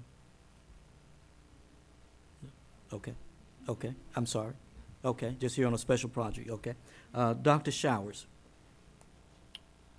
Thank you, Mr. President. To the mayor, Tommy Battle, my fellow council members, President Will Culver, Bill Kling, Dr. Robinson, and Mark Russell, the citizens of Huntsville, and most of all, my beloved District 1. I say it has been a pleasure to have been your servant for the past 28 years. In 1988, by the will of God and the vote of this great citizens of District 1, I was elected to be the voice and representative for District 1. For the past 28 years, I've strived with the help of 3 mayors and 7 councils to make District 1 representative of all of Huntsville in the following areas: jobs, economic development, recreation facilities, road widening, paving, educational support, city services, board appointments, diversification within all city departments, agencies, authorities, and boards. As I prepare to leave office now and look back at where we, District 1, started from and where we are today, I have to thank God, first of all, the mayors, council members, and the citizens of this great city working together and having the courage to do what was right to make District 1 inclusive of the whole city for positive changes. District 1 has experienced phenomenal growth and revitalization during the term of my tenure. There are many citizens, too numerous to name, who work without fanfare and notoriety to help me along this journey. I want to say to all of you, thank you again and again. You know who you are, and many are you here tonight. Thank you for coming. Yes, I've had to fight, but I understand that change doesn't come easy. But change for the good is inevitable, even God is glorified. There was great resistance to change in the early years, but I'm happy to say tonight that God changes hearts, open eyes, and allow change to come to District 1. With your help, we were able to turn back a move to put a landfill where Toyota is today. With your help, we widened Winchester Road, Blue Spring Road, Pulaski Pike from 2 lanes to 4 lanes. With your help, we were able to put District 1 residents on every board and authority and diversify them all. With your help, we were able to diversify every department and agency. With your help, we've been able to diversify the top level and mid-level management in the police department, the fire department, and all other city departments, boards, and agencies. With your help, we've been able to make our police department more accountable and reflective of our communities in terms of employment. With your help, we have been able to clean up our neighborhoods. With your help, we've been able to bring thousands of jobs to District 1 through economic development.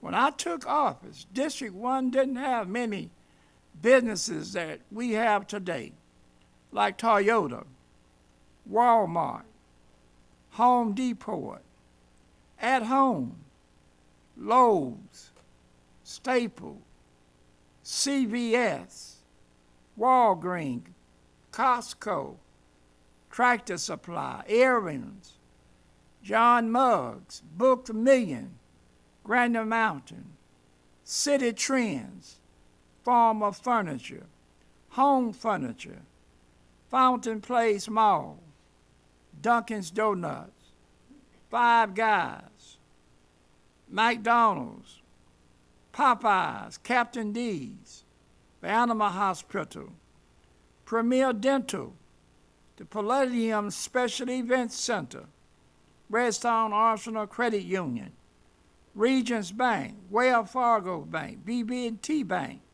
and many other small businesses, gas stations, financial institutions in our district.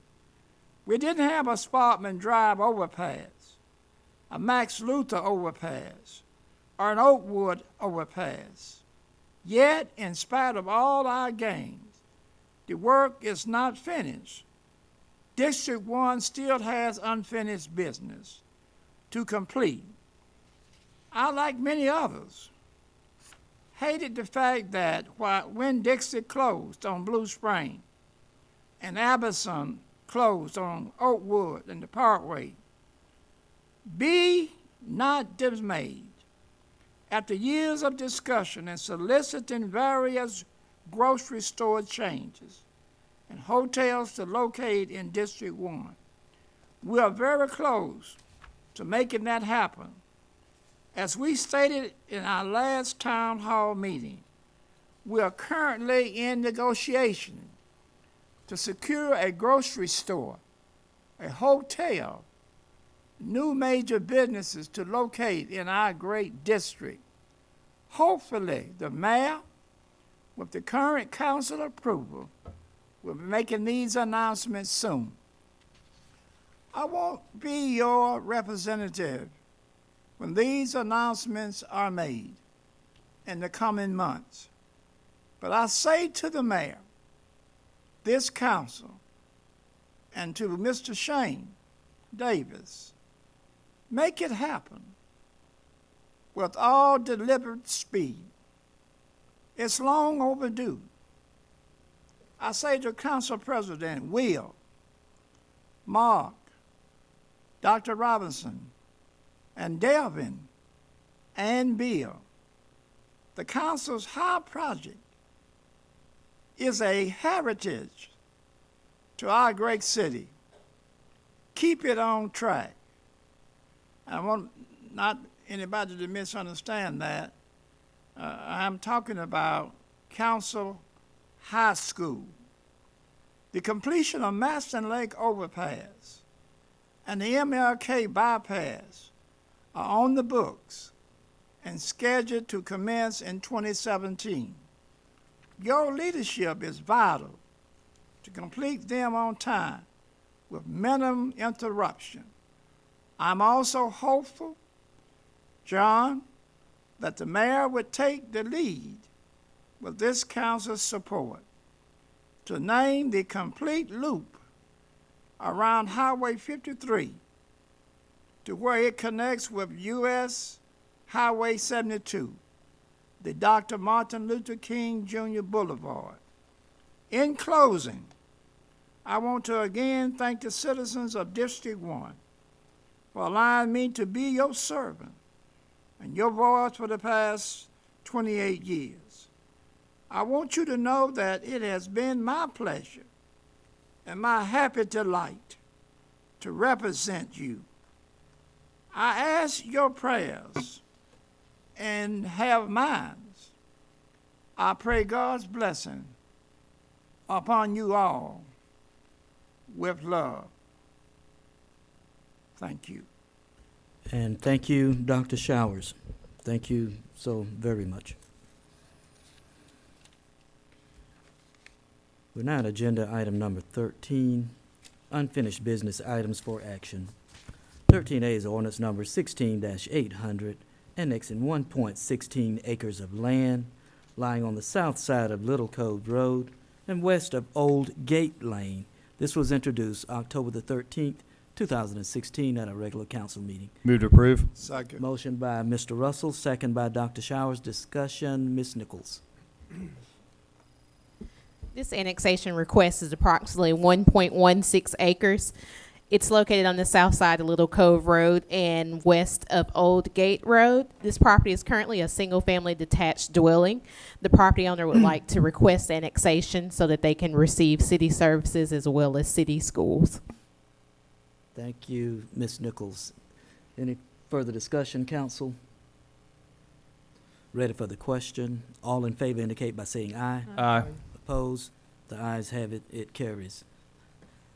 Thank you, Ms. Nichols. 13B is an ordinance number 16801, declaring certain equipment surplus and to be sold at auction. This was introduced October the 13th, 2016 at a regular council meeting. Move to approve. Second. Motion by Dr. Showers, second by Mr. Russell. Discussion. Anyone from General Services? Mr. Easter. Yes, this is a host of items that are mainly from the parks. There's about 100 items. It includes things like trash cans, picnic tables, some coffee makers, or items of really no value to the city at this time.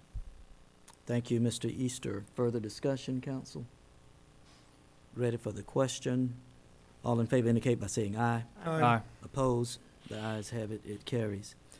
13C is an ordinance number 16802, amending section 2-63 of the Code of Ordinances of the City of Huntsville regarding election of city council officers. This was introduced October the 13th, 2016 at a regular council meeting. Move to approve. Motion by Dr. Showers, second by the chair. Discussion. Mr. Chairman, I speak against this ordinance with all due respect to my colleague. I believe it's bad legislation. Each year, the council elects a president. All members are eligible, and all members have an opportunity to be selected. It is up to the majority of the council to choose who serves as president and for how long. Term limits shouldn't be put on these people. Council members, as you well know, the current system has worked well for us for many years. There's no need to change. So please don't support this bad ordinance to keep future councils from selecting their leader. Thank you. Any further discussion? Dr. Robbins. I would again ask the question that I asked last week. What problem are we trying to solve with this? It's a serious thing to amend an ordinance, and I'd like to have some clarity as to, again, what problem are we trying to solve? Okay, so, and again, I'm going to reiterate and regurgitate what we said at the last council meeting. It's not problematic. There doesn't have to be a problem to improve something. And this particular ordinance, what it does is it affords for an opportunity for everyone who wishes to serve as council to get that fair, and equitable opportunity. So the person who serves as president has a limit of 2 years. They must come off, and they can come off for 1 year, and they can go back if the council chooses. But without this, in my opinion, as evidenced by what has happened over the last several years, some individuals don't get an opportunity to serve because one person seems to dominate that particular office. And, you know, this is something that we'll decide. I think it's very fair and equitable in all ways. So, any further discussion, Mr. Kling? Well, as one who has nominated, actually gone up to people and say, hey, I think you would be a great president, or I think it's the right time for you to be president, I guess similar to like what I did with President Culver, and similar to what I kind of said a couple weeks ago to Councilwoman Robinson, you know, it's good that we can kind of break things up a little bit. At the same time, I like the idea of the council having the flexibility so that we can choose who we feel is the right person at the right time. I guess just mentioning Councilman Russell, there have been several times that I have supported him for president. I know there was one time that I had nominated Councilwoman Moon, and another time I'd nominated, Councilman Culver, but several times I've supported Councilman Russell. And we go through a process. Sometimes I'm on the winning side, sometimes I'm on the losing side. I think, with one exception, during the whole time that Councilman Showers and I have been on the council, including ourselves, every city council member except for one has served as council president. So I like the idea of just keeping the flexibility the way we have it now. I guess wouldn't say this is a bad proposal. It's just not one I can support. I like the idea of council members such as yourself, Mr. President, bringing ideas to the table so we can look at it and make sure we're thinking about things. And is this the best? Is what we have the best alternative, or do we need to make a change? Again, I feel like we're okay where we are, and I cannot support the proposal. But again, I think it's good that council members bring ideas to the table for us to look at and consider. Thank you, Mr. Kling. So, council members and Mr. Russell, we are a part of the same Rotary Club, and they rotate the president. Council members, all of us are members, limited members as it relates to the chamber. They rotate presidents. So I guess I'm not understanding why this appears to be so problematic for us to do something that is very transparent, that it will enhance the overall efficiency of our council, individually and collectively, because as I stated at the last council meeting when I introduced this, when you sit in this seat, you elevate your game. And so with all of the council members who are desiring to serve is given an equitable, fair, and impartial opportunity to serve, it's going to enhance our overall efficiency. I mean, check with the chamber, check with the Rotary Club. Why do they do that? But this is a decision that we'll make. And are there any further discussions on it? Hearing none, ready for the question.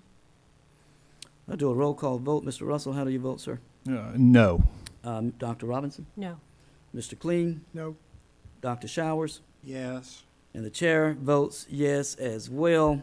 So this ordinance fails. Now on agenda item 13D, ordinance number 16803, amending budget ordinance number 16-659 to modify the authorized strength of various departments. This was introduced October the 13th, 2016 at a regular council meeting. Move to approve. Second. Motion by Dr. Showers, second by Dr. Robinson. Discussion, Mr. Thomas. Yes, Council. This is an ordinance to modify the budget ordinance based upon job audits conducted by Human Resources. Any further discussion?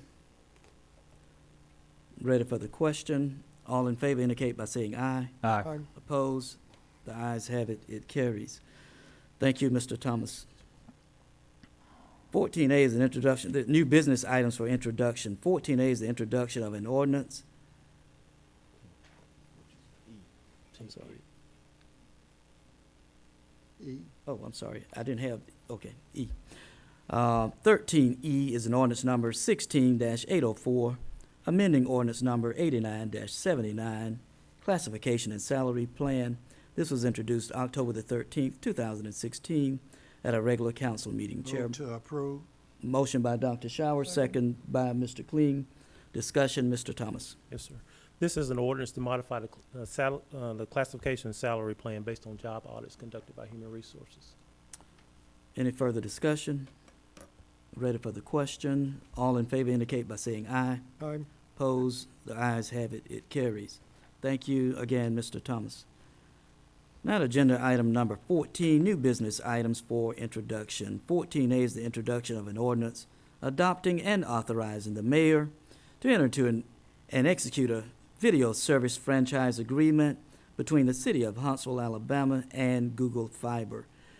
And this is brought by the city attorney, and council members will take this up at the next council meeting unless you have questions regarding it tonight. Mr. Kling. Mr. President, I just want to ask, could the city attorney or somebody just give us a 30-second overview? Asking an attorney to speak for 30 seconds is, I believe Harrison Diamond is prepared. I think Mr. Harrison Diamond is much better qualified to keep it under 30 seconds compared to the city attorney. Thank you, you, Mr. Kling. I Mr. appreciate Harrison. that. Harrison Diamond Administration. This will come up next week for vote. This is a franchise agreement, just like any other internet service provider would come and request for their ability to provide services to the citizens of Huntsville. This is for Google Fiber, obviously. Very exciting. Thank you. Any further discussion? Thank you.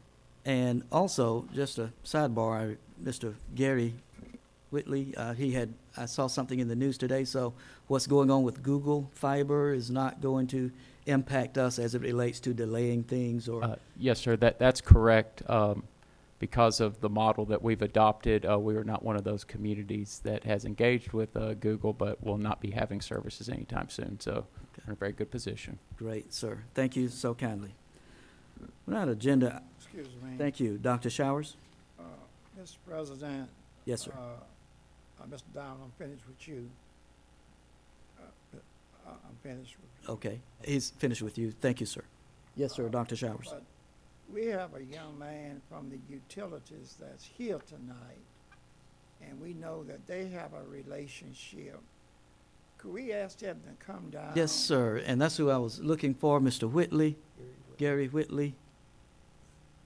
Sir, if you'll be so kind as to update the council on that. Is that Yes, what you're sir. referring to, Dr. Council Showers? President, yes. As Mr. Diamond stated, Huntsville Utilities and our project with Google Fiber is unaffected by the news media posts that you've seen earlier this week, due to the fact that we are building the network ourselves, and Google is going to be a lease tenant of that dark fiber as possibly as well as other customers. So our project is still going forward. Thank you, sir. Dr. Showers? Thank you. Thank you, Mr. Whitley. Council members, we're now on agenda item number 15, new business items for consideration or action. Keep in mind that 15Q, 15R, and 15S has been deleted. 15P, 15Q, I'm sorry, 15P, 15R, and 15S has been deleted. 15P, 15R, and 15S has been deleted. The chair wishes to hold. You didn't call Q, did you?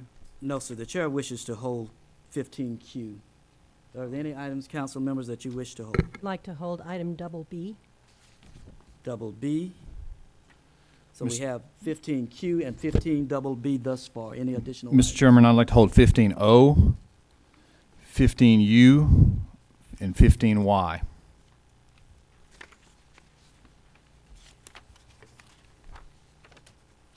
So, council members, what we have thus far are the items to be held: 15O, 15Q, 15U, 15Y, and 15 double B.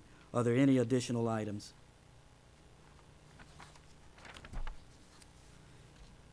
15A is an ordinance amending budget ordinance number 16-659 by changing the appropriated funding in various departments and funds brought by finance. 15B is an ordinance amending budget ordinance number 16-659 for preliminary carry forward amounts in various departments and funds brought by finance. 15C is an ordinance amending budget ordinance number 16-659 by changing the authorized personnel strength in various departments and funds brought by finance. 15D is a resolution authorizing travel expenses brought by finance. 15E is a resolution authorizing the mayor to enter into an agreement with the low bidder meeting specifications as outlined in the attached summary of bids for acceptance brought by finance. 15F is a resolution authorizing the mayor to execute a master agency appropriation agreement between the city of Huntsville and various agencies brought by the administration. 15G is a resolution authorizing the mayor to enter into a professional service contract between the city of Huntsville and Standard & Associates, Inc., brought by police. 15H is a request for authorization to advertise and fill positions of public safety dispatcher to bring manpower up to authorized strength, brought by police. 15I is a request for authorization to advertise and fill position of police records clerk to bring manpower up to an authorized strength, brought by police. 15J is a resolution authorizing the mayor to enter into an agreement between the city of Huntsville and J. Smith Lanier and Company of Huntsville for renewal policy for insurance with Auto Owners Insurance Company for general liability on a parcel of land located at 500 Church Street, brought by Public Transit. 15K is a resolution authorizing the mayor to enter into an agreement between the city of Huntsville and Kaboom and Let's Play Dr. Pepper Snapple Group, brought by Parks and Recreation.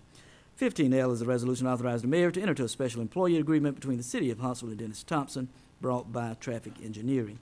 15M is a resolution authorizing the mayor to execute modification number 3 to the agreement between the city of Huntsville and Littlejohn Engineering Associates, Inc. for engineering design services for Winchester Road widening, Dominion Circle to Naga Road, ALDOT project number Sierra Tango Papa Hotel Victor, Delta Echo 8556, subsection 601, City of Huntsville project number 65-09, Romeo Delta 03, brought by engineering. 15 is a request to advertise and fill the position of engineer procurement and contract assistance, pay grade 14, and to fill position at steps higher than minimum within the pay grade if necessary, brought by engineering. 15T is a resolution authorizing the mayor to enter into a contract between the city of Huntsville and Premier Structures, Inc. to provide construction services for the restroom facility for Hayes Nature's Preserve located at 7153 Highway 431 South, Orange Crossroads, brought by General Services. 15V is a request for authorization to advertise and fill one Secretary 2 Grade 10 position for the Planning Department Zoning Administration Division, brought by Planning.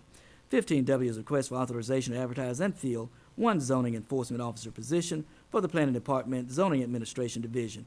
15X is a request for authorization to advertise and fill one budgeted position of Human Resource Analyst 2, grade 16, at a higher than minimum if necessary, brought by Human Resources. 15Z is a request for authorization to advertise and fill one Gas and Mechanical Inspector, grade 15, at a higher than minimum if necessary, brought by Inspections. 15AA is a request for authorization to advertise and fill two Building Plans Examiner positions, grade 16, at a higher than minimum if necessary, brought by Inspections. Mr. Chairman, I move consolidation approval of 15A through 15N, 15T, 15V through X, 15Z, and 15AA. Second. Motion's been made by Mr. Russell, second by Dr. Robinson for consolidation and approval of 15A through N, T, V through X, Z through AA. Ready for the question? All in favor indicate by saying aye. Aye. Opposed? The ayes have it. It carries.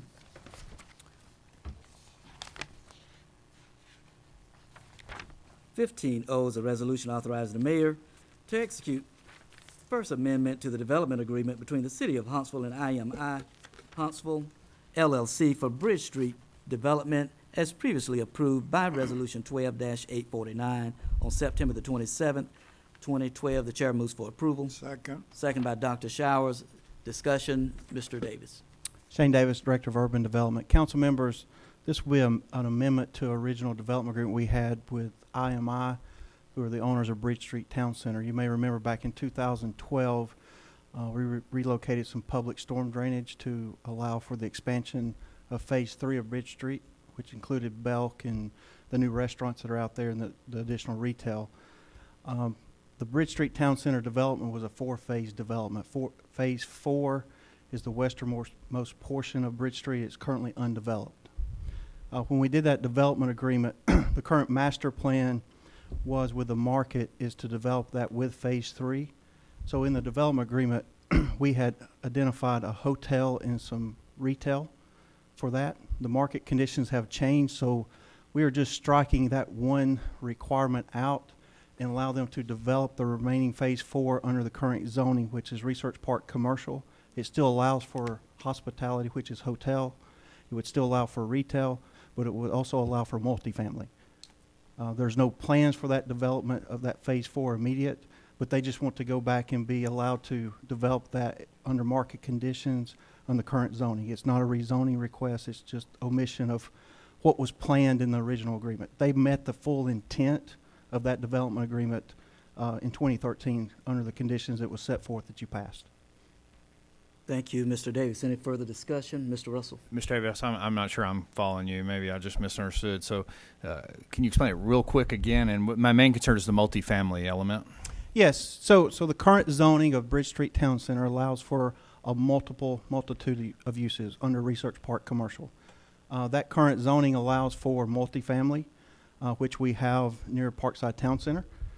It allows for office, retail, and hospitality. So there's 4 uses. All those uses currently exist except multifamily at Bridge Street. The current zoning does allow for that. But when we entered into the development agreement in 2012, the current master plan of build-out, based on the market conditions 4 years ago, it was looking like more retail and additional hotel. That project has not come through. It wasn't a requirement in the development agreement. It was more of a projection. So we just want to omit that and let them go back to their current zoning conditions that would allow them to develop, just as it was when they originally built Bridge Street. And how does this fit in the CRP master plan that we've been talking so much about? Very well. Actually, Perkins and Will in the CRP master plan actually is suggesting more mixed-use type development in and around the park. This would allow Bridge Street to kind of fill that gap, if you will, that was identified in the master plan. Thank you. Thank you, Mr. Davis. Any further discussion? Ready for the question? All in favor indicate by saying aye. Aye. Opposed? The ayes have it. It carries. 15Q is a resolution modifying resolution number 13-162 with regard to the expiration date of the appointment expiration date of the municipal court clerk. This is brought by administration. Is there a motion? Chair moves for approval. Second. Second by Dr. Robinson. Discussion. Mr. Hamilton. Members of council, we recently, in reviewing the status of the appointment for our current clerk of the court, discovered what essentially was a contradiction in the language that was used in that resolution that appointed her to that position.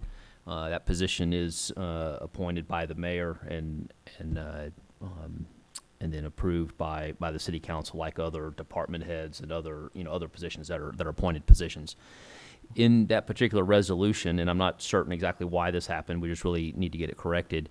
As is typical, it says that the appointment would run with the term of the mayor, but then there was an additional phrase added that says which expires in October of 2016. But we all know that the mayor's term does not expire in 2016. So what this amendment does is just deletes that final phrase so that appointment will run with the term of the mayor, as would any other appointment. And so then, following the swearing-in ceremony here in a couple weeks, and we go through the typical reappointment of appointees, that renewal would occur along with others. So this correction makes that appointment consistent with all of our other appointments as is intended to be. So, Mr. Hamilton, and I want to correct you on something, and I'm going to digress. At one point in time, the city ordinance read that the mayor would appoint the court clerk. That ordinance has since been, for lack of a better description, modified to reflect the appointment of the court clerk to be solely the responsibility of the presiding judge with the approval of the council. And council members, I know you all remember that. that ordinance was changed, and the ordinance you're referring to is not the most current ordinance. I looked at that, and Mr. Riley, if you want to chime in on that, sir, and I know that you perhaps was not here at the time, but let me take you guys back, okay? So Do you have a citation, perhaps? let me see if I can find that. Mr. President, could I clarify something just real quick? Yes. This is not an amendment to the ordinance. This is correcting the language in the resolution that City Council approved 2 or 3 years ago when our current clerk was appointed to her position. That resolution says that she is appointed to serve and that her term would run with the term of the mayor to expiring in October of 2016. Okay. The and- mayor's term does not expire in okay, 2016. And This is who does merely- it reflect as being the appointing authority? I don't know that the resolution that you approved actually specifies that. The point is that the resolution that the city council approved has language that contradicts itself. It says that the appointment would run with the term of the mayor, and then it also says expiring in October of 16. Okay. It cannot say both of those things. Okay, so, and I'm good with that, but my question is, and I don't have a concern at all with this particular lady, in fact, I know her real well, being appointed, but I want to make sure that there is no ambiguity about who the appointing authority is. So my inquiry again is going to be, as it relates to the appointment, it doesn't matter that the appointment runs concurrently. I understand that. I got that. But the appointing authority, who is the appointing authority? Who can address that? So we have two separate issues here. For tonight's purposes, it is correcting the resolution so that she does not end her service on October 31st, but in fact would continue on through the full term of the mayor, as it should. When it's time for her to be reappointed, which is following the swearing-in ceremony, not literally that day, but at the time that we do reappointments of all the appointees throughout the city, that is the point at which we need to make sure the appropriate authority appoints her. And so I think we can go back, pull out the ordinances, make absolutely certain that the body that reappoints her is the appropriate body. Okay. That does not change what we've asked you to do tonight, which is ensure that her service can continue beyond the 31st of October. And we certainly want her service to continue beyond that point. And just again, for clarification, so there's no nebulous communications. This particular ordinance only addresses the expiration of the court clerk's term, which in this case, it would continue instead of ending October 31st, it will continue until such time the mayor, which will happen in November, make the appointments. Craig, in fact, what's on here tonight is not an ordinance. This is the appointing resolution, which is Okay. typical for any appointed position Right. like mine or the city Right. attorney or one of our department heads. Exactly. Correct. Okay. You're absolutely correct. I got you. So comes November, when the mayor appoints a presiding judge, then if my memory serves me correctly, and I know it does most of the time, that the presiding judge will make the appointment of the court clerk. And we'll make absolutely certain that everybody concerned is clear on that process. We just want to make absolutely certain that our clerk of the court has continuous service all the way through that point in time. Absolutely. I couldn't agree with you more on that. Any further discussion, council? Just one. Yes, sir. Mr. Hamilton, the current, Mr. Hamilton, the current clerk, who appointed that individual? I can answer that question if I may, because I was there at the time. I'm sorry, I wasn't there at the time, but it was Judge Rodenhauser who appointed Miss Sherry Huffman. Okay. And I'm going to give you all a bit of history, if I may. Some of you may not realize, I've been in city government now for some 36 years, gone through 5 or 6 presiding judges. I've gone through amendments on top of amendments on top of amendments as it relates to the municipal court and other applicable departments. So, if you go back to 1996, you'll find that the ordinance that was in place for the appointment of the court clerk was exclusively the decision of the mayor to make the appointment with the concurrence of the council, a majority of the council. So after going through several tumultuous times, I'm not talking about people, I'm talking about times. I think all of those judges were great. I'm talking about times. This council, this body, amended that ordinance to give that authority to the presiding judge to make the appointment of the court clerk with the majority approval of the council. And to my recollection, that ordinance has not changed. So, Counselor, I don't remember the exact number, but you can go back and research that, and you'll find that what I'm saying is very accurate on that. Section 16-6 is the code provision. Yes, sir. Thank you, sir. Any further discussion? Did we satisfy your inquiry, Dr. Shaw? Yes, sir. Any further discussion, council? Ready for the question? All in favor indicate by saying aye. Aye. Opposed? The ayes have it. It carries. Thank you, Counselor, and thank you, Mr. Hamilton. Now, agenda item 15U, resolution authorizing the mayor to enter into a lease agreement between the City of Huntsville and Rocket City Federal Credit Union for 2200 Clinton Avenue, brought by General Services. The chair moves for approval. Second. Second by Dr. Showers. Discussion. Mr. Chairman, I have questions. Mr. Russell, you have the floor. Someone from General Services, Mr. Easter.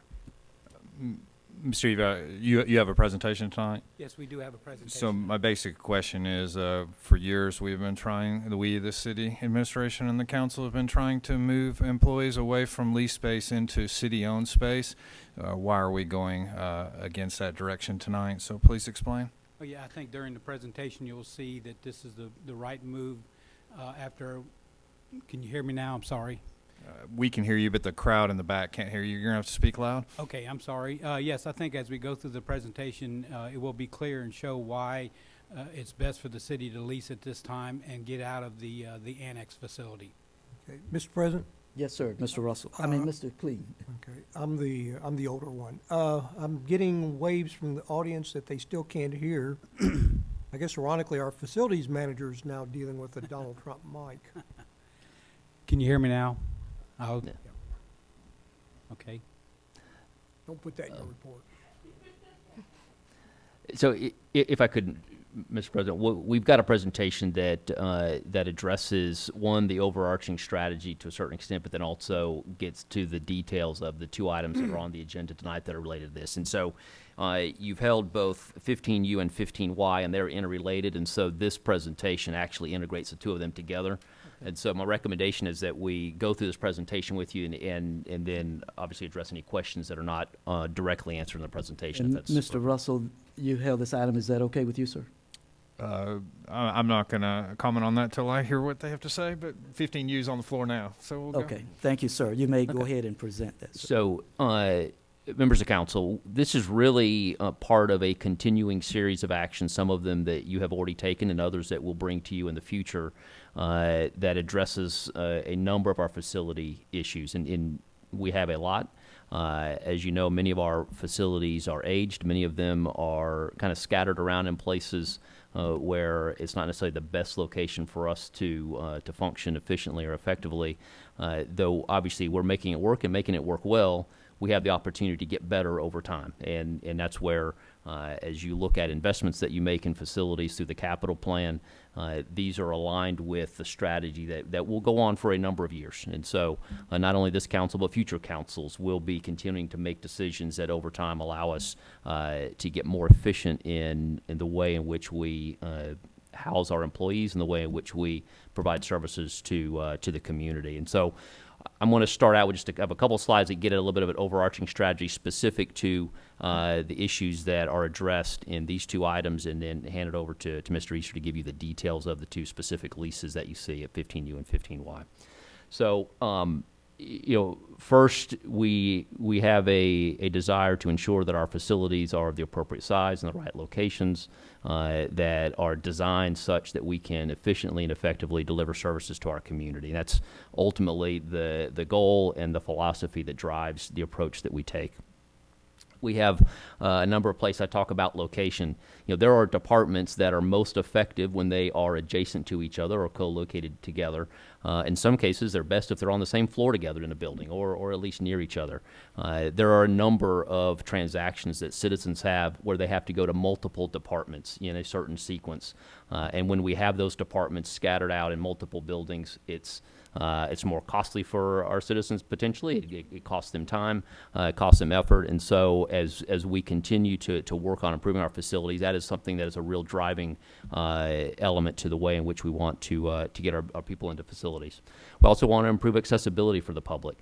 On one hand, that is literally physical accessibility. We have old facilities that provide real challenges for people who have mobility issues, and so we have to make reasonable accommodations to ensure those citizens can be served. This building that we're sitting in right now is an example of that, where we have, and hopefully it's very clear to the public, that they can receive any service down here on the first floor if there's some reason why it's challenging for them to get to one of the upper floors. A modern designed building would make that a lot easier and more accommodating to our public, as an example. But also that issue of that co-location, making it more efficient for our citizens to get to services they need. We also have a lot more square footage than we need.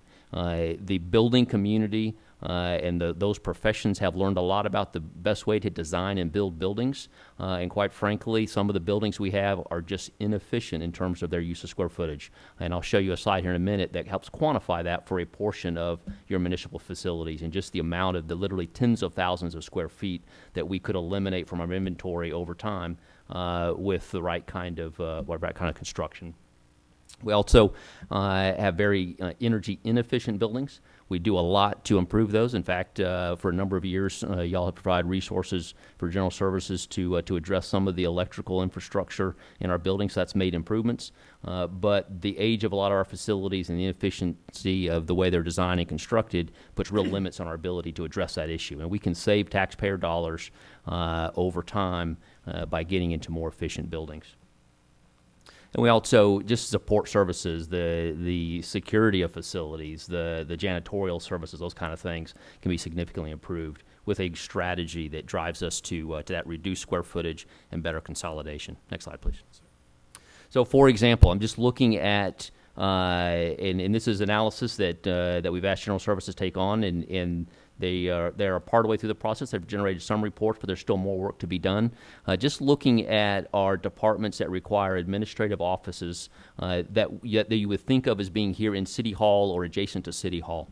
And so, for example, in the buildings that we have right now, what I'm referring to as the main tower here, the main part of City Hall, plus the annex, the old police department, the engineering building, General Services offices down on Washington Street, the projects office and the sports commission, they're actually co-located in a facility near the Low Mill.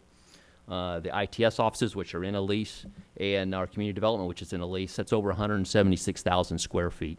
Our analysis is right now that in a modern design building, you could get those into about 120,000 square feet. So right now, our assessment is that just within those offices, that's clearly not all the city departments, but just within those, we probably have about 55,000 excess square feet if we were in the right kind of buildings. When you scatter out into multiple buildings, you end up having to create common spaces for every one of those buildings, extra bathrooms for every single one, just the way the metrics associated with the way you have to design a building and the mechanical systems, those kind of things, you end up with a lot of extra space. We could be a lot more efficient in more modern buildings. So, I'm sorry, go back. So the actions that we've asked you, or we're asking you to take tonight, will complete the emptying out of the annex building here. You've already taken previous actions to provide us the real estate, the facilities we need to start that process, and these are the last two steps in the process, the last two organizations that we could get out of the annex building and remove that building from our inventory. And so that would take those exact same departments, same number of people, from 176,000 square feet down to 137,000 square feet.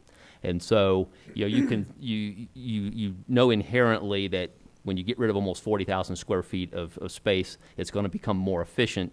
So that's the beginning of the answer to your question, Mr. Russell, but that does not complete the answer from our perspective. We have more detail that will go through both of them, both of the actions that we've asked you to approve tonight, that shows exactly what we're trying to do. So a big part of this story is about efficiency and about saving taxpayer dollars, and you'll see the numbers that Mr. Easter will present here in just a minute. The other piece that I want to talk to you, though, is effectiveness. When we have our employees in buildings that are inefficient in terms of their layout, when it's challenging for them to interact with each other, they just become less efficient in their work. It's more challenging for the community to engage with them. It's more challenging for them to engage with each other and handle actions in an efficient manner.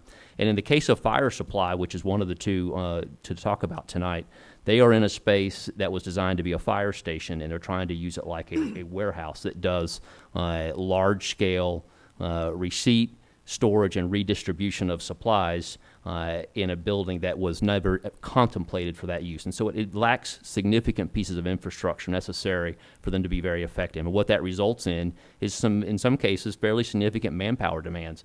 We literally at times have to pull firefighters out of fire stations to come assist through manual labor, when in an appropriately designed building you could do it with a forklift or equipment or those kind of things. And so there's some real just effectiveness issues associated with the departments that are trying to operate in some of these spaces. And as we continue to work through this issue and we continue to find opportunities to do some consolidation, we'll be bringing you very similar stories about other departments that are doing a great job but could do an even greater job if we were smart about investing in facilities the way we need to. And so that's really what we think the story is tonight. We agree wholeheartedly that we don't want to be in leased space. But sometimes this is one of those things where we need to do some moves for a period of time until we can come up with a better permanent solution. And so at this point, I'd like Mr. Easter to go through the details of these two specific leases. Yeah, so first thing I want to do is talk about the main building that we're really talking about tonight is the admin annex. You know, we're talking about a building that's 50 years old. It is actually greater than 50. It's never had a major renovation. It's very inefficient when it comes to utilities and occupancy. The building's about 47,000 square feet, and we only occupy about 26,000 square feet of the building. Well, because of the systems that were built at the time, we have to operate the majority of the building just to satisfy the 26% of the square footage. So it's very, very inefficient, and the maintenance cost, it's the cost on it is greater than a building that's newer, has newer systems, and has is not quite so old. An idea that John mentioned about the inefficient of space. Just like the fire supply area, we have taken and we put GIS over in a police department. And I can tell you, they're inside space that is not allocated for them. It's not designed for them. What we did is we've had to move the GIS department in because they've been growing over time. It's a very valid service for the city. But they've had to move into a police department, and they're operating over there. And so one of the things that's going to gain out of this is we're actually going to go to a space that that's going to be actually designed and it's laid out for them. It'll be the most efficient space for them. We got poor working conditions up there. I mean, I can tell you, I don't know if you've been in the building lately, but it's not in the best condition. It's never had a renovation. It's back in the 80s when this building was renovated. That building was not renovated at the same time, so the conditions are less than ideal. And this is very important right here. There's some pending, unavoidable major issues related to the building. You may be aware, but the elevators have been out of service in that building for many years, several years, and it's because they're not repairable and they don't meet code, and we've had to turn those off. And we have a building that we have tenants on multiple floors, and we can't even operate the elevators. Another major system that we have with the building is the generator. like all generators, we service the generators on a regular basis.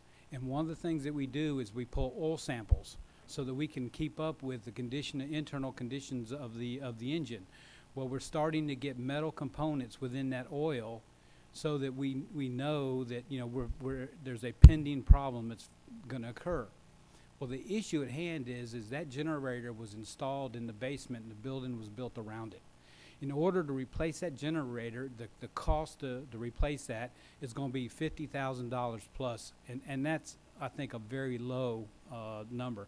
The other thing that's going to happen is if that generator fails, we have to empty the building. They cannot occupy the building during that period of time because that generator is not there just to power convenience. It's not a convenience generator. That is a life safety generator. It powers exit lights and emergency lights. And so if we go through a period of time without power in the building, unfortunately, we're going to have to move those tenants out either way. And it may have to be in a situation where we're not controlling it. See, under the situation that we're trying to do, we're trying to control the moving of the tenants out of the building while we can, and we have the ability, you know, to manage that to what's best. Let me see, that was... these are some numbers for you, just so you get an idea.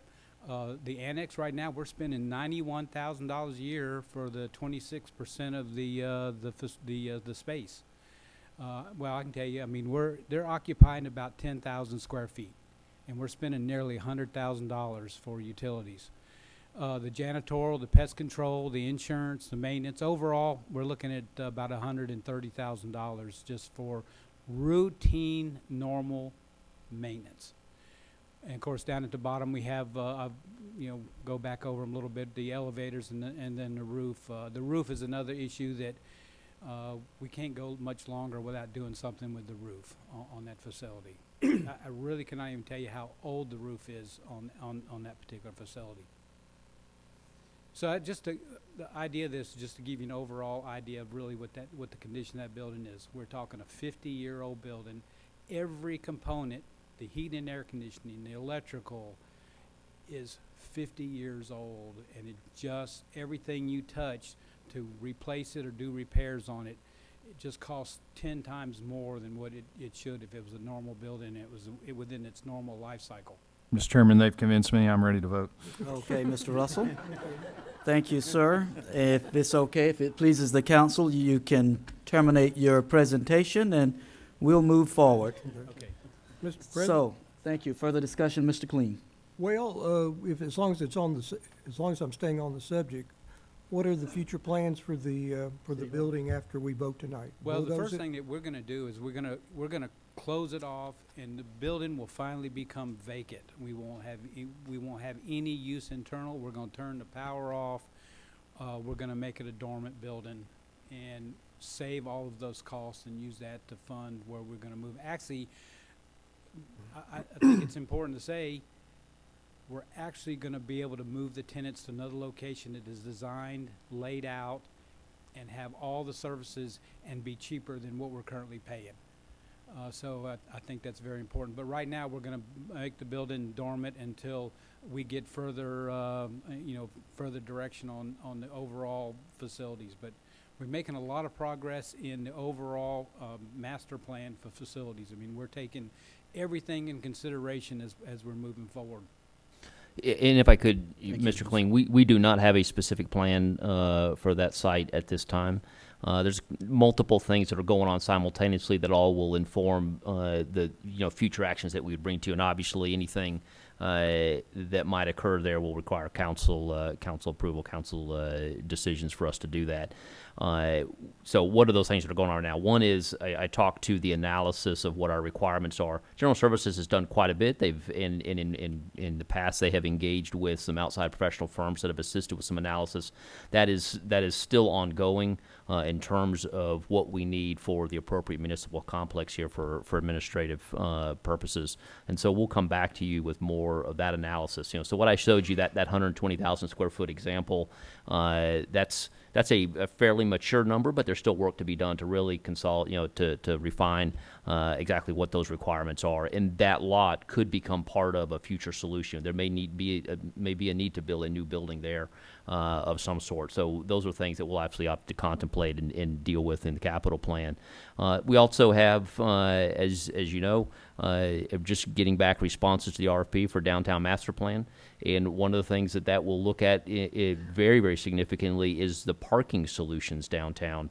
In a dense urban area, in your downtown area, parking is a piece of public infrastructure that we have to contemplate and make sure that we're continuing to grow that along with the rest of the community. Our city hall and our municipal complexes here are part of the demand on the parking in this area. So as we work through solutions for appropriate parking, that will then also inform the appropriate places for us to locate city offices and things. So a number of things that will go on. I think as we come out of that downtown master plan and as the General Services continue their analysis on all of our requirements and the best way to meet those, we will be bringing you additional decisions. But I would hope that we have the ability in the foreseeable future to get that portion of the building demolished just to get it off the books and clean up the lot. And then determine what the best use of it is. So. Thank you. Okay, thank you, Mr. Hamilton. Thank you, Mr. Gleason. Any further discussion? Ready for the question? Thank you as well, Mr. Easter. All in favor indicate by saying aye. Aye. Aye. Opposed? The ayes have it. It carries. So now to agenda item number 15Y. 15Y is a resolution authorizing the mayor to enter into a lease agreement between the City of Huntsville and Square Properties 200 LLC for space at 200 West Side Square, brought by General Services. Chair moves for approval. Second. Second by Dr. Showers. Discussion. Mr. President, I have a question for Mr. Hamilton. Is this Class A office space, and I know IT department is probably professionals and computer guys. Is this the appropriate place for them, or is it? So this is actually space for GIS. I don't know that we would necessarily classify it as Class A, but it's probably close to Class A. It's probably somewhere between B and A, and obviously a lot of times commercial real estate brokers might give you various opinions on that, so I would say it's probably somewhere between B and A. Part of the lease includes the landlord actually doing the interior tenant improvements that we need, and the costs of that are borne inside of the lease. And so it will be good quality office space. It will be substantially better than what they have now. I think you'd be very comfortable with the professionalism of the office. It is appropriate for the purposes that they have. Thank you. Thank you, Mr. Hamilton. Thank you, Mr. Russell. Mr. President? Discussion, Dr. Showers and No, I want to yield to my senior council member for the last time. Discussion on the previous item and this item. Mr. Hamilton, are we looking ahead? I keep hearing the discussion that we need to be in a position to have more of what we do centralized. Are we looking at, in the future, a new municipal complex? Dr. Showers, that is so. The quick answer is yes. We are doing that analysis, and the departments that I showed on that one slide that showed the amount of square footage they're currently occupying, all of those would be most appropriately consolidated into a single building if that's possible. Obviously, building that sort of building is a significant investment, and one that the administration and council will need to really study, make absolutely certain that's the best approach. And we will need to bring you the similar kind of analysis that shows, is there genuinely a cost savings to the taxpayers to undertake that sort of construction. I think that the analysis will show that it will make a lot of sense to the taxpayers to get these departments into a new building, but we've got to do that study, and we absolutely have to do our due diligence to prove that that's the best approach. And so we are doing the study to look at if that is the right answer. You could potentially find existing buildings, other things, and so we will look at all those options, new construction versus purchasing an existing building, or those kind of things. We'll look at all the options and determine what is really the best business case for the taxpayers, and try and look well down the road. If you are going to undertake building a new municipal complex, you're making a decision that will last at least 50 to 60 years, if not longer. And if you build it the right way, you're talking about a 100-year building or more, right? So these are big decisions, they're important decisions, and so we owe you a lot of due diligence and a good business case on the right approach to doing that. But absolutely, we are looking at what's the right answer to house all of those departments and best serve our community. Are there any buildings that's out there that are not being utilized that would be appropriate for a municipal complex? Dr. Showers, at this point, I don't know of any, but that doesn't mean they don't exist. That's part of the study we're doing, is looking at what's the right place to locate it, where can we best serve our community. 120,000 square feet is obviously a significant building, particularly when you're talking about what is mostly, not exclusively, but mostly office space, administrative kind of space. So there probably is not an existing building, but I don't want to say there's not until we've fully studied it and bring you every option. Do we have a firm that's studying this as we speak? We are in the process of engaging with a firm to assist in some of the massing studies and going through and doing the metrics on requirements based on number of employees and things. A lot of that analysis has been done previously, but it's time to update it. And so we're in a process of engaging with a professional firm to assist General Services in that study. Okay, thank you. Thank you, Mr. Hamilton. Thank you, Dr. Showers. Any further discussion? Ready for the question? All in favor indicate by saying aye. Aye. Opposed? The ayes have it. It carries. Okay, can we take just a minute, not as in a break per se, unless you just need to go, but just a technical concern we have to address. We're now at agenda item 15 double B, resolution appointing full-time municipal court judge, brought by the City Council. Chair moves for approval. Second. Second by Dr. Showers. Discussion. Mr. President? Yes, sir. Dr. Robinson. I've been made aware that a possible conflict of interest may exist regarding the selection of the municipal judge. Now that that conflict has come to light, it would be wrong to go forward with the appointment until we have a clear understanding of whether or not there is a direct conflict.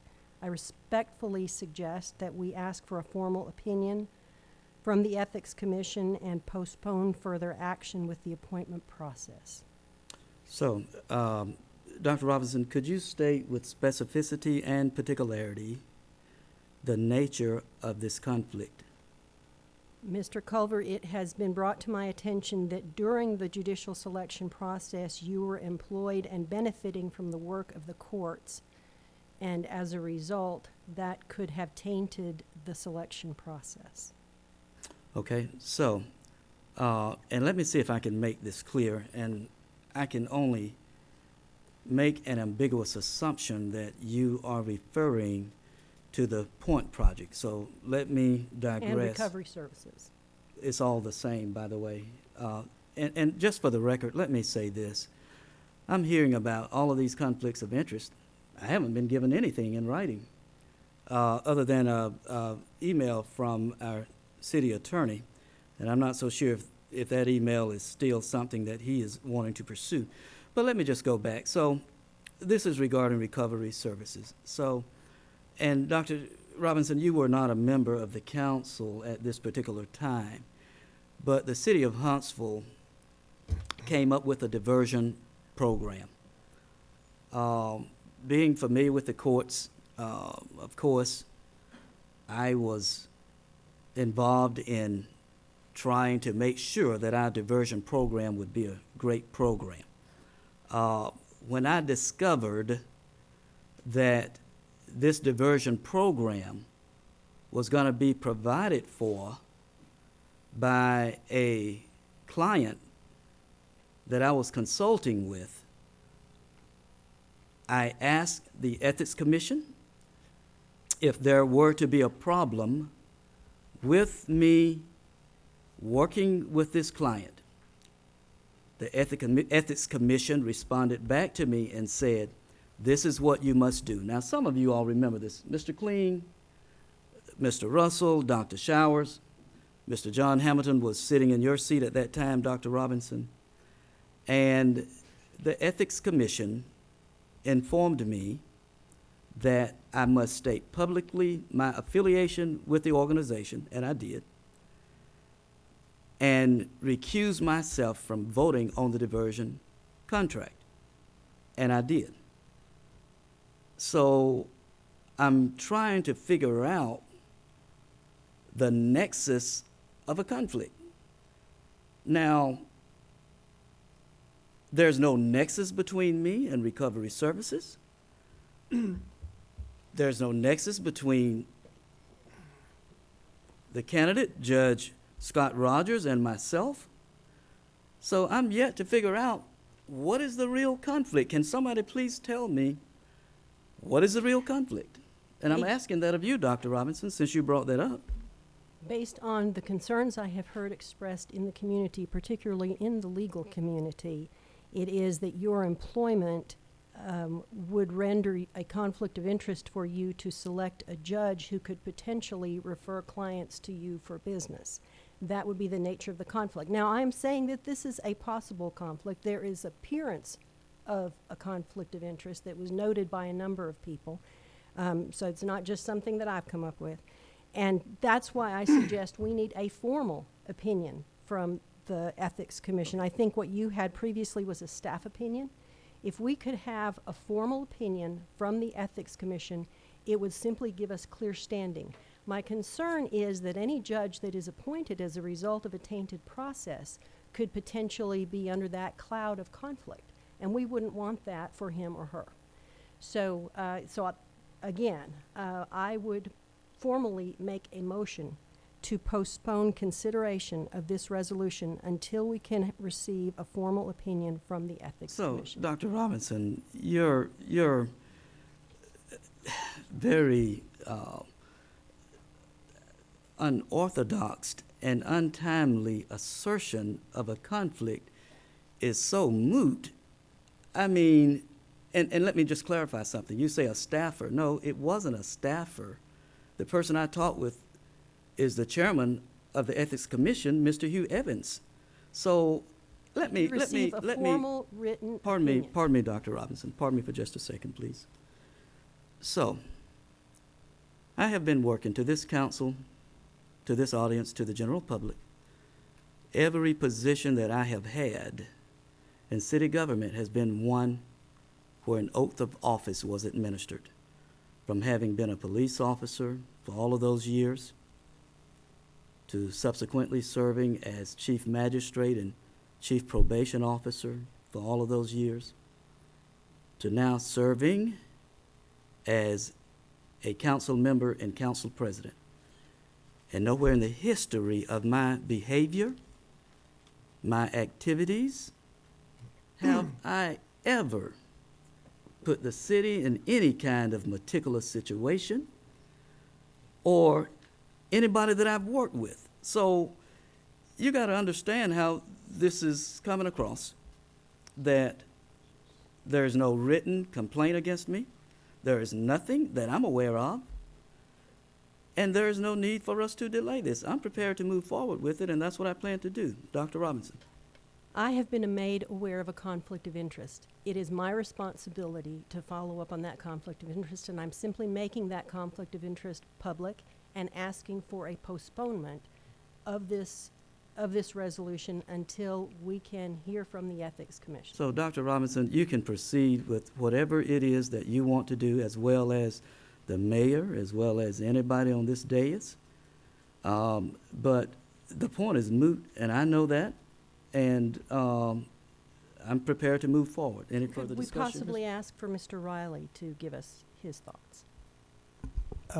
Councilman Culver, of course, you have made the initial motion, which has been seconded, but there has been a second motion made to postpone to a definite time consideration of the basic motion. And subject to a second by another councilman, that motion would be due to be considered. I would say that that bringing forward the possibility of an ethical situation is not something that necessarily impugns the character of anyone involved. There are simply concerns that have been expressed, and so I would certainly urge you not to take any such thing as that as an attack on your personal integrity. And different folks can see these things different ways, and that's why we have an ethics commission down there to act as the arbiter. There are, of course, attorney-client situations which may arise. Any conferences or conferring that you and I have done with one another is certainly something that is cloaked with those confidentialities. If, however, you choose to weigh that, I guess, in discussing our considerations, I can address those things.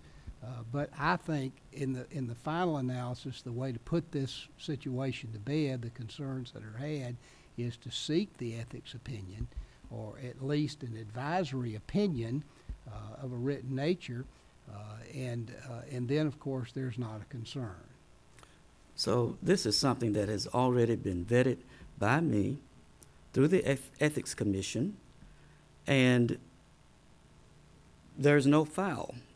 So I'm really trying to understand what the real reason is behind all of these postponement attempts, because this doesn't make any sense to me. I'm not understanding. I have not been served with anything from anyone on an ethical complaint.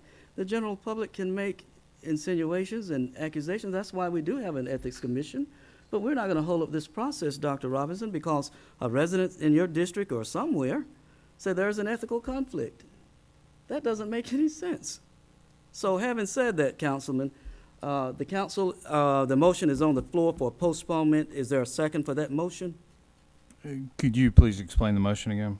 There's a motion for postponement. Till when? Until when? Until a formal opinion from the Ethics Commission can be obtained. That is not, Mr. President? it has to be time specific. Well, it is specific to that. Mr. President? Okay. Mr. Clean. May I jump in? Okay. My 2 cents worth. I think what Dr. Robinson wants to make would be a motion to table, with the idea that it could be taken off the table if and when we get the clearance that says everything's fine. It's your prerogative, of course, but that's what I would suggest. Speaking as a person who's publicly come out the last meeting and said, I'm supporting Scott Rogers, so you and I are supporting the same person. I like promoting from within the ranks when we can. The council, and it helps to be proactive, but the council previously has had times that we've been careful. Mr. Olszewski, as y'all know, many times would recuse himself. I think he was following some guidelines that he had received, and he was certainly, behaving very appropriately. Myself, we checked out after I dated a city employee and we got married. Poor girl. We found out guidelines on what I could and could not do, and I did receive a formal opinion that said that I can vote for a mayor's COLA for all city employees, including my wife, because she is classified as one of a class of 2,000 employees. Chuck Saunders, a former council member up here, would recuse himself when the city had contracts and convention issues with Intergraph Corporation, because he was an officer of that company. I would think that it would be good to be on the safe side. Let me say that I would not want to have anything that I say sound like I'm impugning the chair. I think it's good for us to be careful on these things and make sure we know up front, because it's a crazy world, and we see how things sometimes blow up, and if it's always good to have, some legal opinion, legal clearance, so that, we have something to hang our hat on. So I would suggest that it would be a good idea to do that, just to make sure we're staying ahead and we're getting this thing done the right way. But again, for counting noses, as I said at the last meeting, we had 3 outstanding candidates, and the person I think is the best, again, is Mr. Rogers, part-time municipal judge, moving up the ranks. Judge Rodenhauser, the former presiding judge, spoke well of all 3 candidates, but he did think that this candidate would be able to hit the ground running, and so I'm very comfortable with my choice. But I'd like to make sure that the choice, that we get him in, and if we have to delay it a little bit to get him in, that's done right. It's like a baseball umpire. First rule, second rule, third rule. Get it right, and make sure you get that call right. So I'd say to be on the safe side, it would be a good idea, but again, I think the fact we're raising this should not be perceived as anything impugning the integrity of Councilman Culver. It's just that we just want to make something, we want to make sure this whole process is done right and we're staying ahead of the curve. So, council members, I want to say this. First of all, if this were a court, it would be hearsay and it wouldn't even be admissible, Dr. Robinson, what you are alleging. I That- agree, that- it's that the there is appearance of no- impropriety. Pardon me, there is no, have you filed a formal complaint? That's what I'm suggesting that we do. No, Have- not a have complaint. you Or no, filed- no, have just you- to ask for an opinion. Have you filed We an simply need to- opinion? No, Okay, so we're dealing with something, first of all, I'm fighting a ghost here, something that doesn't even exist. And we're going to defer based on something one of your constituents or somebody said to you. and Mr. Culver, that is why I gave you the courtesy of meeting with you privately to discuss this. But I'm saying the same thing to you now that I said then. It's moot. There has to be, in the position that we're in, there has to be a financial nexus. Let me explain something to you all. So, as elected officials, the only conflicts that we can have would be if there were to be some kind of financial gain, right? Unlike judges who have to recuse themselves because of relationships. So I'm trying to figure out what financial gain exists between me voting on the support of Judge Rogers that we've all agreed upon, and there's no nexus between me and recovery services. There's no nexus between Judge Rogers and myself other than I worked with him and for him. So I'm finding it difficult, and I want someone to really point out and say, look, Judge Rogers is putting money in your pocket through this program This or is not about something. Judge Rogers. So This is it's simply really about me then. No, it's So more about the it's an process. assassination of my integrity and character. Absolutely not. Again, I Then gave what do you you the call it? courtesy You're, of meeting with Dr. you Robinson, previously. you're making an accusation based on something that you heard that you know absolutely nothing about. I know that on And I'm offended I by know that. that on your ethics forms, you disclosed employment And with I recovery disclosed that services. last year, and this is, Absolutely. and this is, yeah, okay, so I'm gonna let you finish. You disclosed employment with a company that does business with the municipal court. You then engaged in the process of selecting a judge who will sit on that municipal court who could possibly refer cases to that business. That's the conflict of interest. The conflict is not something he's going to do. The conflict is that you have a role in choosing someone who could be in that position. This is about the selection process. This isn't about you. It's not about the judge, as I said to you, told you earlier. This is about maintaining the integrity of a judicial selection process.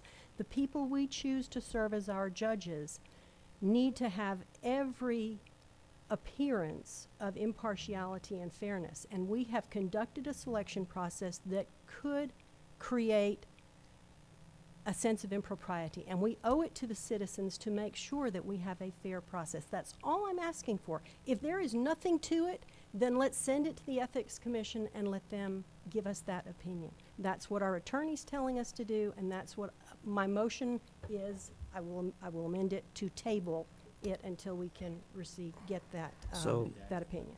So where we are, and the appropriate thing that you should have done when some person came to you and said, based on something they saw on my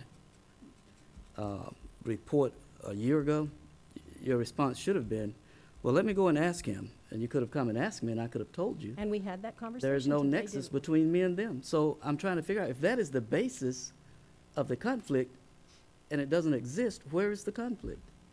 That's what I'm trying to understand. Can you explain that, please? Yeah, I have explained it. Thank you, Dr. Robinson. So is there a second on the motion to table? Just before you Go ahead, call Doctor. for that, I want to ask the attorney, a question. Do you have any record that someone has filed a complaint with the Ethics Commission? I am advised not that a complaint has been filed, but that a request for an advisory opinion has been filed. And I apologize for not having access to a copy of that. I am informed that it has been delivered to council office. It should be available certainly first thing in the morning if it's not available there now. Again, there's a difference between a complaint and an advisory opinion. A complaint is an allegation of wrongdoing, of ethical violation. An inquiry or request for an opinion is, and simply that, an inquiry to the Ethics Commission asking for their opinion as to whether or not the circumstances related in that document are such that that it would entail a conflict. Now, this council tonight has been told that there's been communication between Councilman Culver and the commission. Now, are you saying tonight that we need to have documentation from the commission in writing that there's no conflict? In order to have any legal impact, by that I mean something to protect Councilman Culver, he would need a written response. With all due respect to his statement that he has conferred, there's no way for us as a body, for me as an attorney, or for you as a council body to determine the facts which were presented to the Ethics Commission or the response that is there. It is simply a recitation of what they said.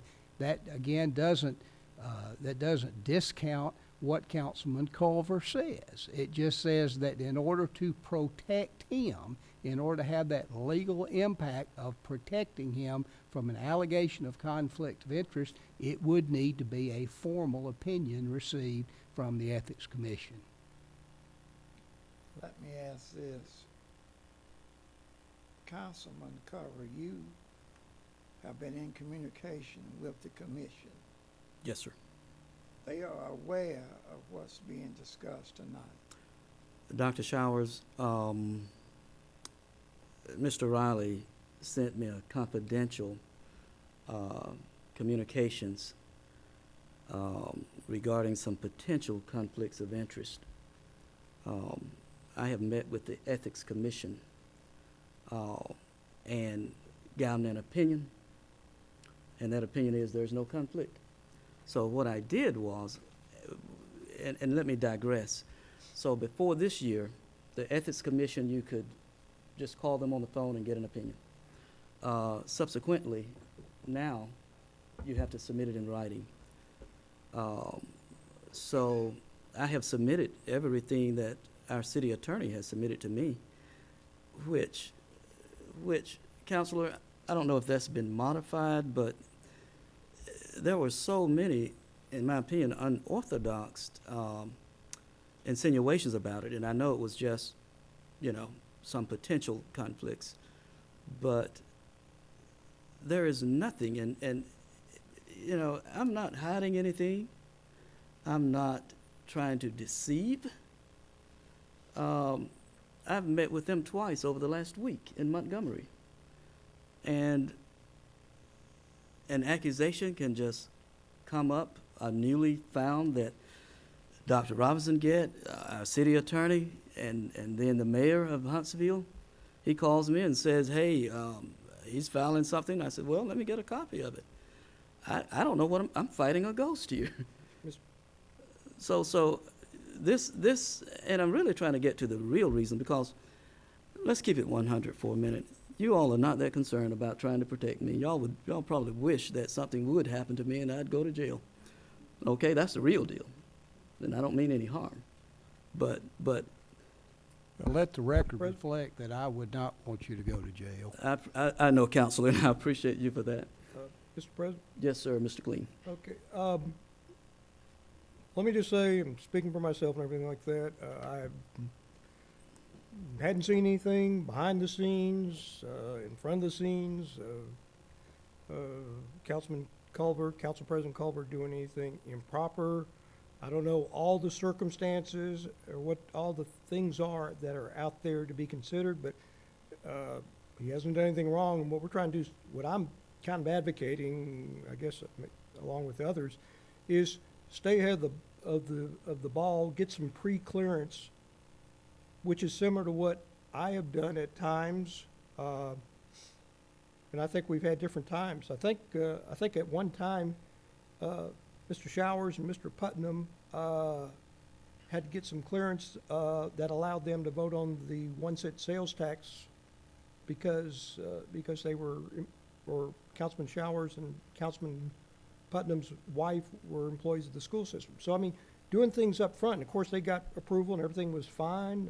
You know, I'd mentioned about I can vote for a mayor's proposed COLA. Chuck Saunders had done some things. John Oshesky have done some things. So it's just good to be proactive and staying ahead of it. And let me say that, you know, I only want good, you know, I've only want good things. I'd like to think that you and I have a line of communication and, you know, don't want anything bad. In fact, you know, by coincidence, you and I are supporting the same candidate for that position. So, you know, I think we just want to make sure everything's done the right way. And nothing has come out, and there's been nothing out there hidden that Councilman Culver has done anything illegal or improper. I know this discussion kind of puts that out there. And I think I just want to do my part to keep it that way. So, Councilman Clean, you're supporting Scott Rogers, and Dr. Showers, who are you supporting, sir? Scott Rogers. And I'm supporting Scott Rogers. If this doesn't pass tonight, I want you all as the general public to just watch and see what happened. Then you'll understand why something that's been made public for 2 or 3 years is just now surfacing. I want you to think about that. I want you to just sit back and watch. If we're not successful, and I'm so embarrassed by having Judge Rogers here tonight for the second time, and I apologize on behalf of the council for not any misbehavior, but just for this not happening tonight. And the motion that is on the floor is to table this. Is there a second for that motion? Table, second. Motion has been made to table. Mr. Chairman, if I might raise a point of order, I'm not sure the motion to table is the most appropriate option here. The motion to table will require it to be discussed at the next council meeting. If not, then it will drop off, and I don't think that's the wishes of what I've heard from the council. So I might suggest a motion to time certain. Maybe I don't know how long it takes. The Ethics Commission, maybe the attorney can advise my colleagues, but they probably need to pick some certain time or a certain meeting to do it. I believe the proper motion would be a motion to postpone for a certain time or until a certain event has occurred. Which was my original motion, to Right. postpone until such time as we can get an opinion from a formal opinion from the Ethics Commission. Are you withdrawing your motion to table, Dr. Robinson? And I'm going back to my original motion to postpone until we get a formal So with the opinion from the postponement, Ethics Commission. there has to be a time certain. The event would be until we get a formal opinion from the Ethics Mr. Commission. Chairman, I think what she means is to postpone it until the next meeting after we receive Thank communication from the Ethics Commission. I accept that. Is there a second on that motion? Second? Further discussion? Yes. Since communication has already occurred with the Ethics Leadership Commission, was there a verbal position? Do you have the ability to get the statement that Mr. Hughes made relative to what's being discussed here tonight? Yes, sir. I submitted that to him in writing because it has to be in writing. Didn't leave any stones unturned. I purposefully and intentionally, Counselor, sent your communications to him, so there wouldn't be any ambiguity or any nebulous communications about a potential conflict.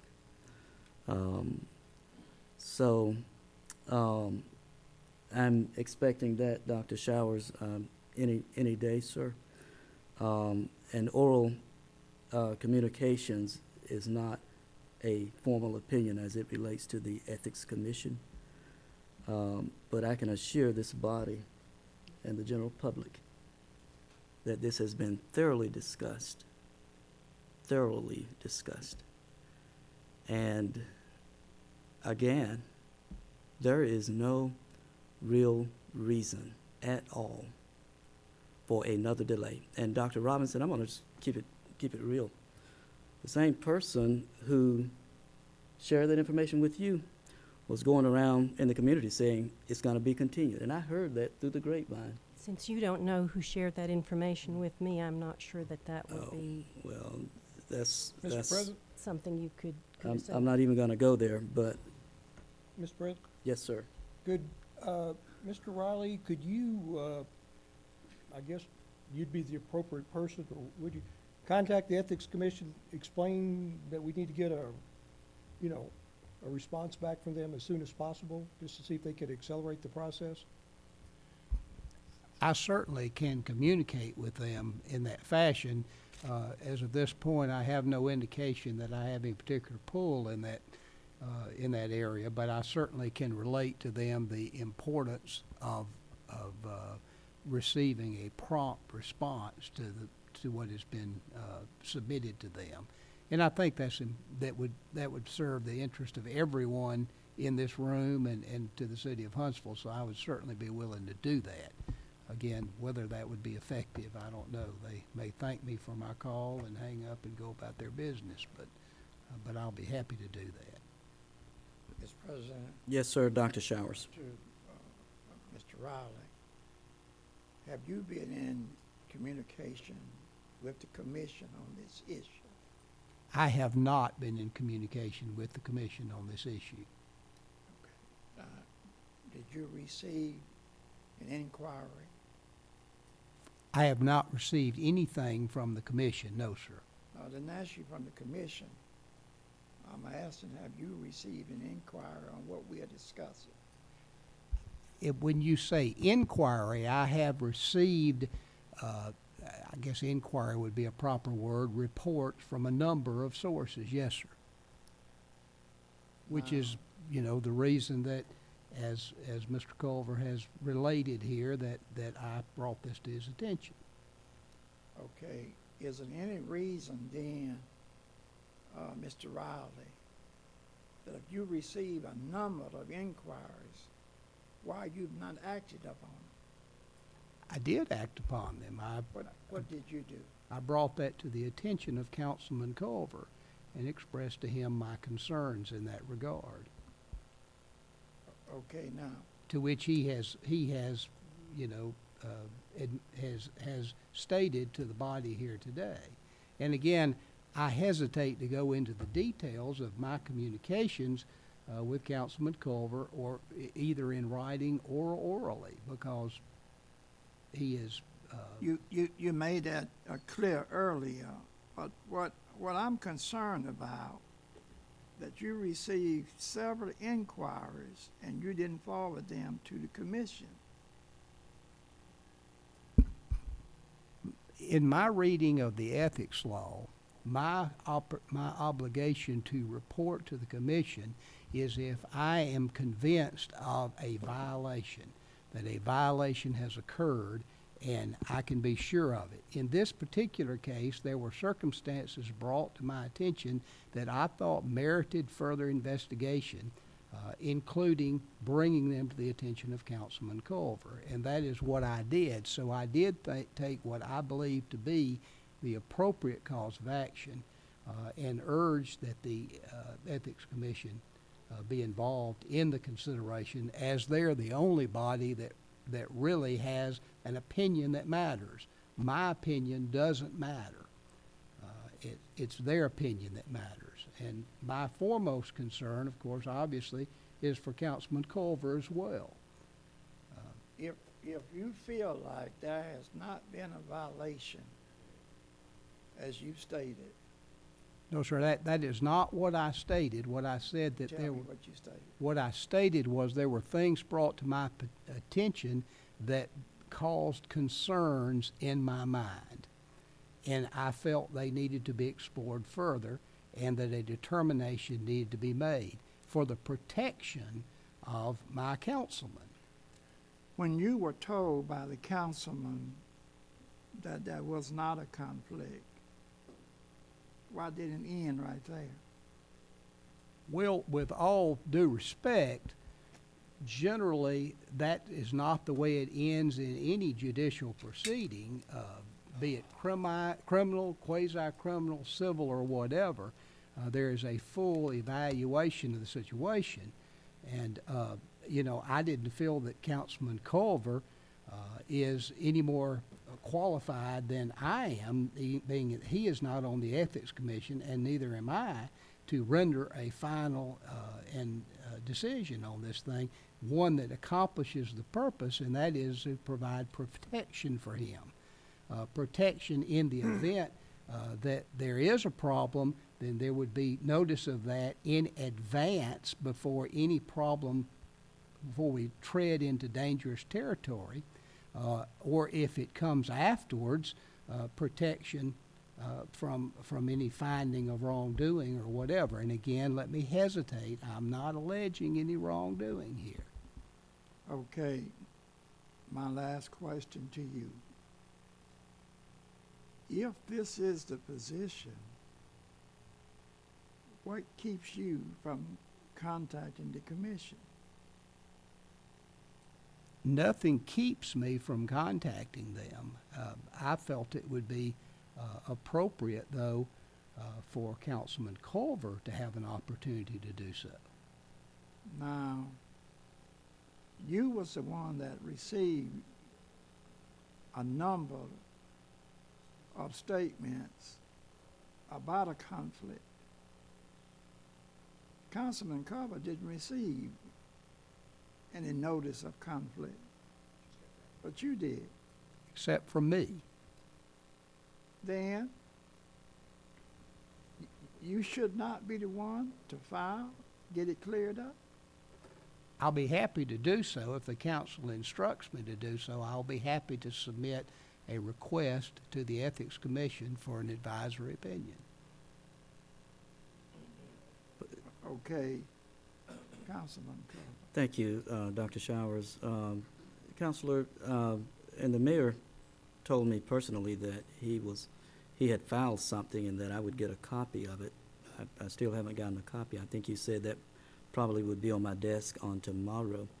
So it seems like so many people are wanting to file something over something that is so nebulous and really unimportant to this particular situation. Because again, I'm going to go back to the ethics rules as it relates to us, and there has to be a financial nexus. So how could there be a financial nexus if I don't have a nexus with the company that Ms. Robinson's constituent or someone has alleged, and I don't have a nexus with Judge Rogers? I'm missing something. There could be no other conflict. I'm not following that. So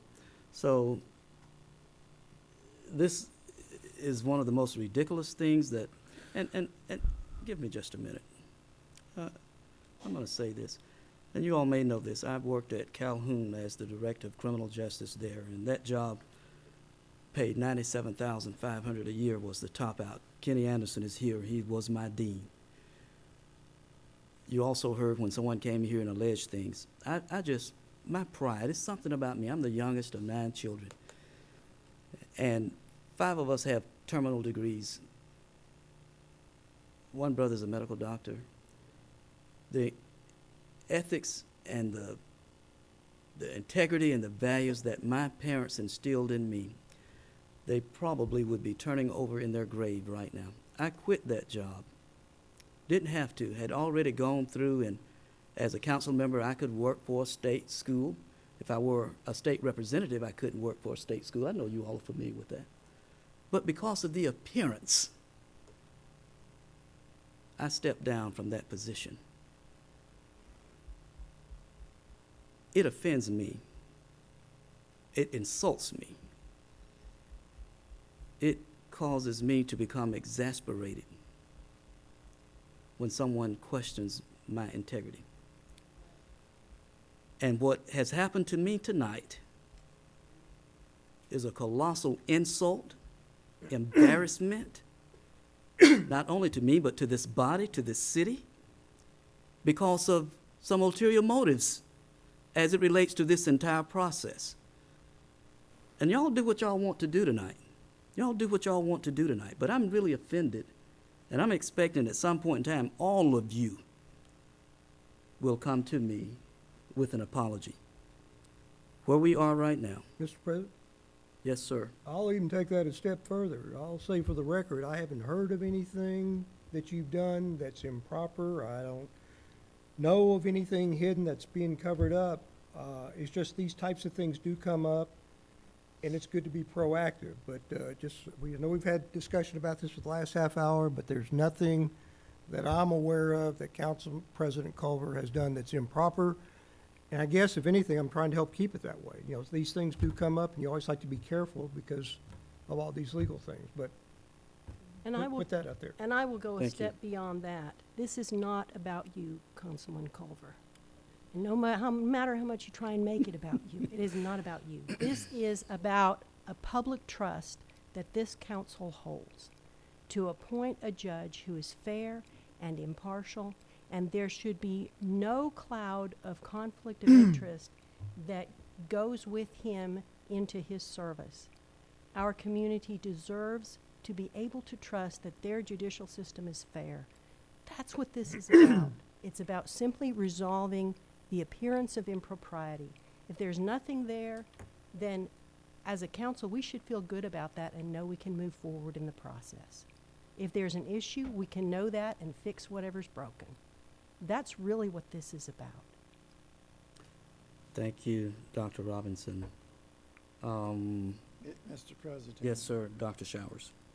Our attorney has said that if he's given the latitude to file, that he would contact the commission and to let them send back to him the status of what has been given to him by several people as it relates to you. And Dr. Showers, let me just say this for the record, sir, and I appreciate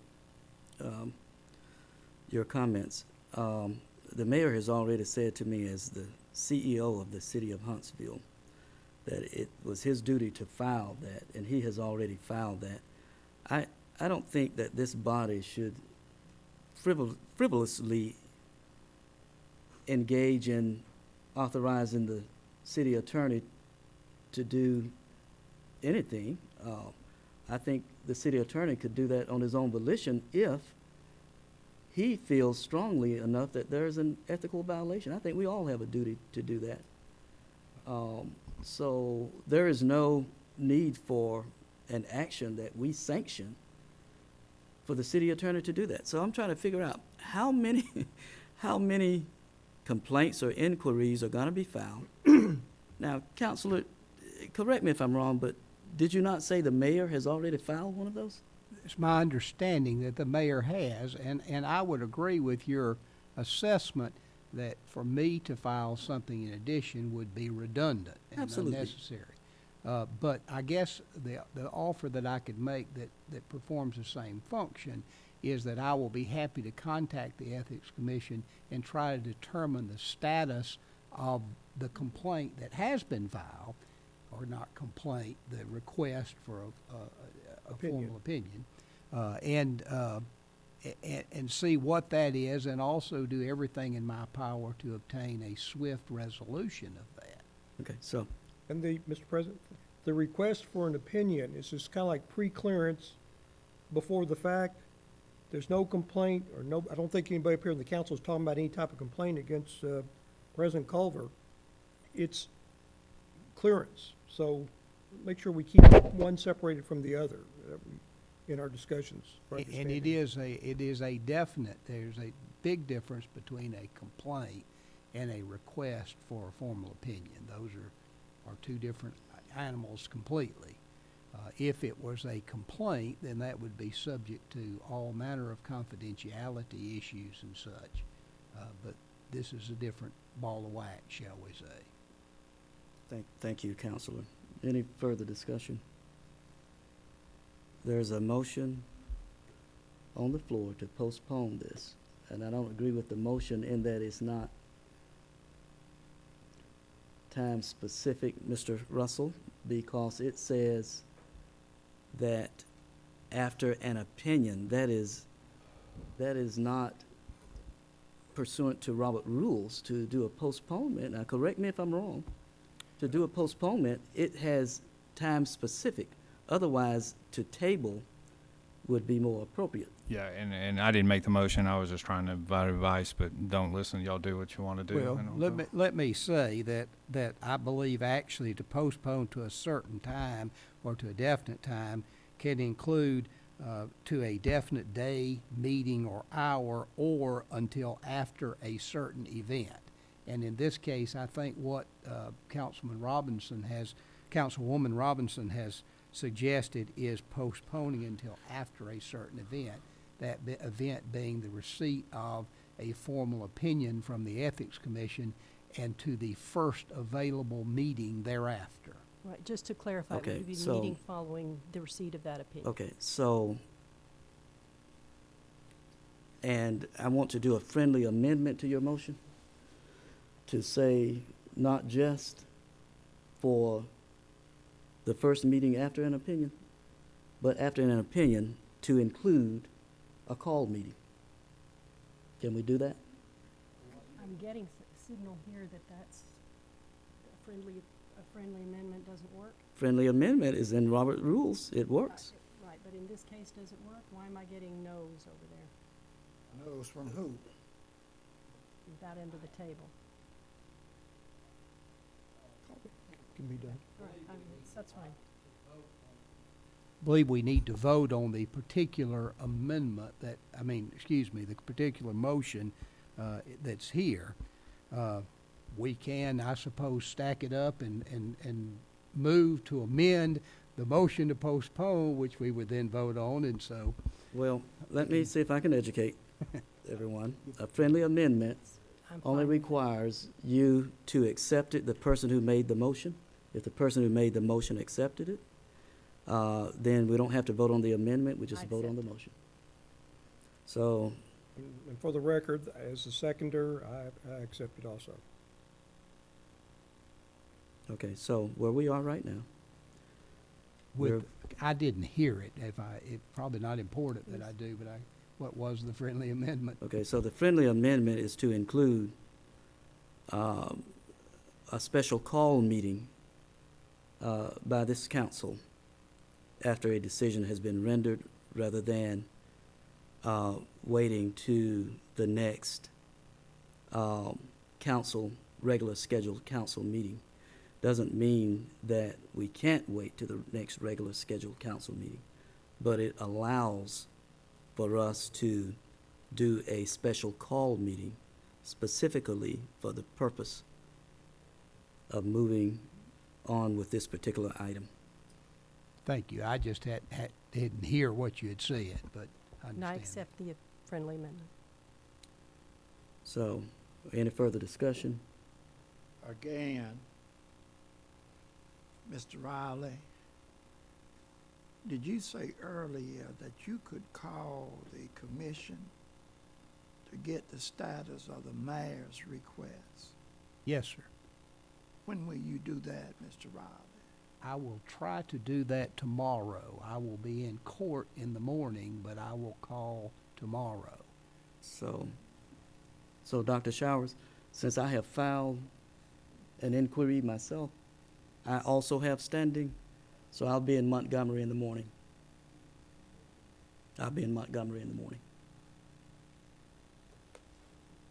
Any further discussion? Just one point.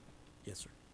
If the attorney is going to call and get a position and you're going to be down there and get a position, whose position is going to be received? Well, that's a good question that I'm so glad you asked. So I have no idea what the mayor filed, but what I filed, Counselor, was pursuant to what you sent me, sir. And so what matters is what I filed, pursuant to your advice, Counselor. Don't know what the mayor's doing. I don't know if you helped him with it. It's not important. You work for the mayor and the council. So it's not important. You don't have to disclose that. But my point is, I have addressed everything that you have communicated to me, sir, confidentially. And not only did I address it, but I also attached your copy to that, sir. Well, I appreciate that, and I applaud you. I always appreciate it when my clients take my advice. Yes, sir. Thank you, sir. Thank you so kindly. Any further discussion? Yeah, where was he when we were building the jail? He was making a whole lot more money. Don't try to drag me into that. Any further discussion? Ready for the question? And is there any misunderstanding about what is happening here? Ready for the question? All in favor indicate by saying aye. Aye. Aye. Opposed? The ayes have it. It carries.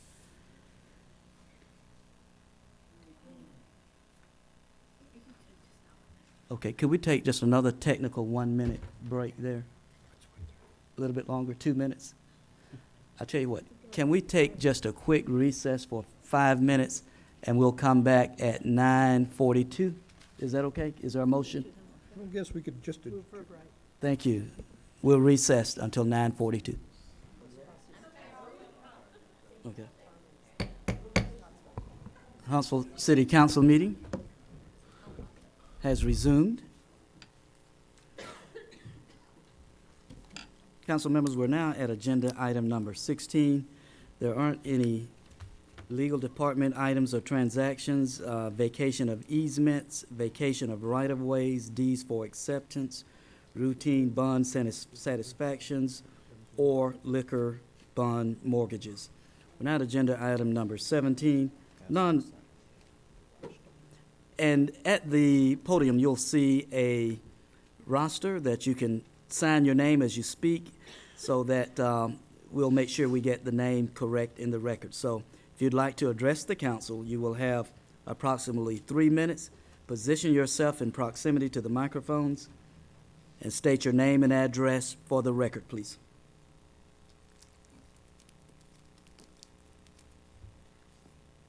Michelle Watkins, 3615 Jonquil Drive, Huntsville. Thank you. Public trust, wow. Who knows better than me about public trust, especially when I attended a meeting where a policy was violated by a seated board member. When the policies and rules were changed to accommodate the wants of a few instead of the needs of many. Public trust does not exist when we consistently show we aren't trustworthy in the public's eye. We play games, we waste time, we waste energy, and then we come here and we parade around like we really care about the public. If we really cared about the public, it doesn't take a lot to do what's right. It takes more energy to do what's wrong. Thank you, ma'am. Anyone else wishes to address the council? Yes, sir.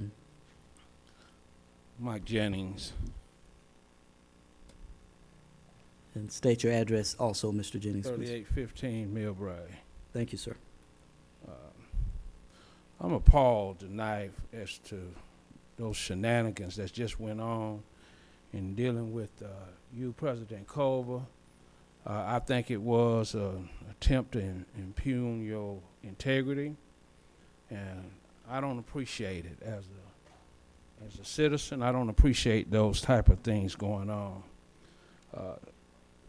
Reverend T.C. Johnson sat up here on last council meeting, official council meeting, and read an email that basically suggested that the Committee 100 through BizPac, I guess they're arm for funding candidates, had basically bought a council member, and he read it, and it's been authenticated because another person that's a member of the Committee 100 called the president, and he authenticated that.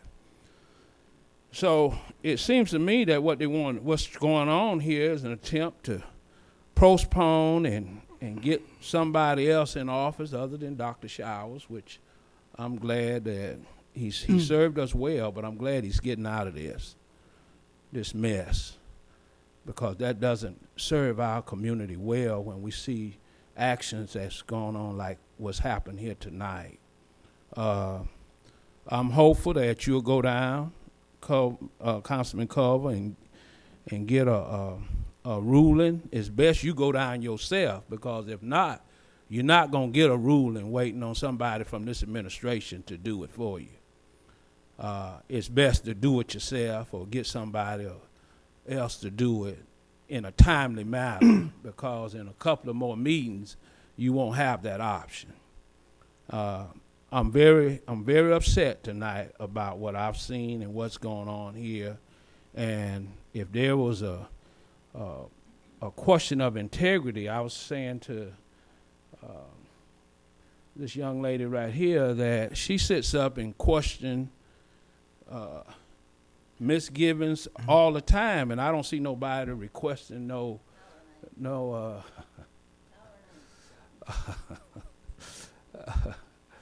and I don't see nobody questioning or sending a request to the Ethics Commission to make a ruling on when a city official or a public official is stated to have an interest in a project that's being voted on, and holding it up until we get a ruling from the Ethics Commission. Happens almost every council meeting. Someone get up and question it, but we don't wait on it to say that. Mr. Jennings, your time is up, sir. Do you need another minute? Yes, sir. Council members? Yes. Okay, you may proceed, sir. But anyway, I just think that I'm hoping that we'll get a ruling. It was, again, I think Judge Rogers, I don't know the gentleman, but from what I've heard and seen, he seems to be a very capable individual from what I've heard. But, we just shouldn't treat people like that. Based on somebody called me and say an allegation, somebody in the community say this here, and you take a person with your record, President, that's and said you've already talked with them. There's no reason that vote should have been held up tonight. And as you said, if it's not done within the next couple of meetings, I think this whole public will see what's going on. And I hate to think that that's going to be ongoing for the next few years. I'm hoping we can get a handle on it. Thank you, sir. Mr. President? Yes, sir. Mr. Green. And I can certainly stand to be corrected, but even, I don't know how long it would take to get a turnaround between you going down an email and stuff on getting the issue resolved. But even at this point, let's say hypothetically, this does not get resolved until after Councilman Showers has left us. Based on the what I've heard, and I could be wrong, the information could change, but basically what I've heard is that council members, it's not like a 2-2 split with Councilman Showers being the deciding vote. It's more like 2, yourself and myself for one candidate, and then there's a 1-1 split between the other council members. So it's not like, everything is like a 3-2 one way or another or anything like that. Again, it's a work in progress, and it could have changed, but that's what I've heard at this point. Thank you, Councilman Clean. Ms. Reed? Jackie Reed, I'm the one that won't turn into the Ethics Commission and have arrested. So anytime y'all want to get started, have at it. Because I know the Ethics Commission, maybe they need cleaning up. Anyway, I appreciate y'all letting me take you on and talk about you and try to help the public understand where you come from, no matter what. I can't get elected. I guess that shows you something, tells you something. Ain't nobody care about what I have to say, so thank you. Anyway, I have some questions about this development agreement between the city of Huntsville and IMI, and it's got to do with Bridge Street. Is that the new Bridge Street? Shane Davis is gone. I guess I'll go to his office and get all the paperwork. But if it's got anything to do with Cummings Research Park, that's all I'm trying to find out. If that was a fourth, y'all had 1, 2, and 3, 4 phases of this. I don't know, and maybe somebody will know if this is a part of Cummings Research Park. If it is, I need to know more about it. And you know, I don't understand. I don't know if you ever even brought up why or not. You was going to lease some space on the West Side Square. I never did hear that brought up. You did? What are they putting in there? GIS. Anyway, what I really want to know and find out is how much property the city owns and the addresses of it. I'll find it and I'll get it from somebody that's smart enough to come up with it. And then I want to know what all you lease and the dollars that you spent on the leasing property in this city. And I didn't hear you tonight tell of the year of the lease that you're going to lease this Redstone Credit Union building for. Was that brought up? If it was, I missed it. I don't think I heard that. How many year leases? And how much rent are we paying on it? And when I sit up there and hear you all say you care about the taxpayers' dollars, and you said this building over here is 50 years old, you give a 90-year-old lease, 90 people 90-year leases across the street when his developments start, 75 and 90-year leases, and we got a 50-year building, 50 years in Cummings Research Park, and they're blighted. You're talking out of both sides of your mouth. Stop it. And when you tear this building down, I want some of you, if any of you want to do this, I've been coming here 28 years, more than. Why do you not bring some of these deals to a work session? Why do we not have any work session? I've been coming 28 years at this place. This is the worst government I've ever stood before. You don't bring nothing in here unless you've already made your deals. I'd like to know who your deals are made with, when you make them. Why don't you bring them to the work session? Are y'all too busy for that? You're making too many deals, you can't have a work session? You used to bring them up there and Ms. Reed, discuss them. your time is up. Do you need another minute? Yes. Council members? Thank you. Thank It's you. not too late for me to have another minute. Go ahead, Ms. Reed. You We've have been it. here all night anyway. I just said, I don't know the mayor, what you all do anymore, but I don't like your government. I just don't. We're no better than Washington. When my name and picture went in the paper, it made me think a whole lot of what's going on in Washington right up there right now. That's a shame. That's very much a shame. But I don't like the way you all are operating. You don't bring in the deals. You bring them up and sit them up there for a few minutes, and y'all vote on them. Every one of you vote on them. So why don't we have work sessions and let the public come, if anybody cares but me.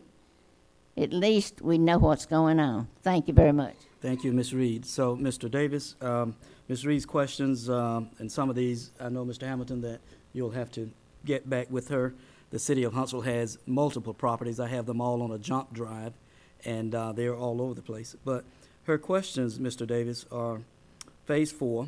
Is that a part of Cummings Research Park? If you could kind of elaborate on that. Mr. Russell answered the question about the space, West Side Square. How much property the city owns, this is something we can look at, Mr. Hamilton.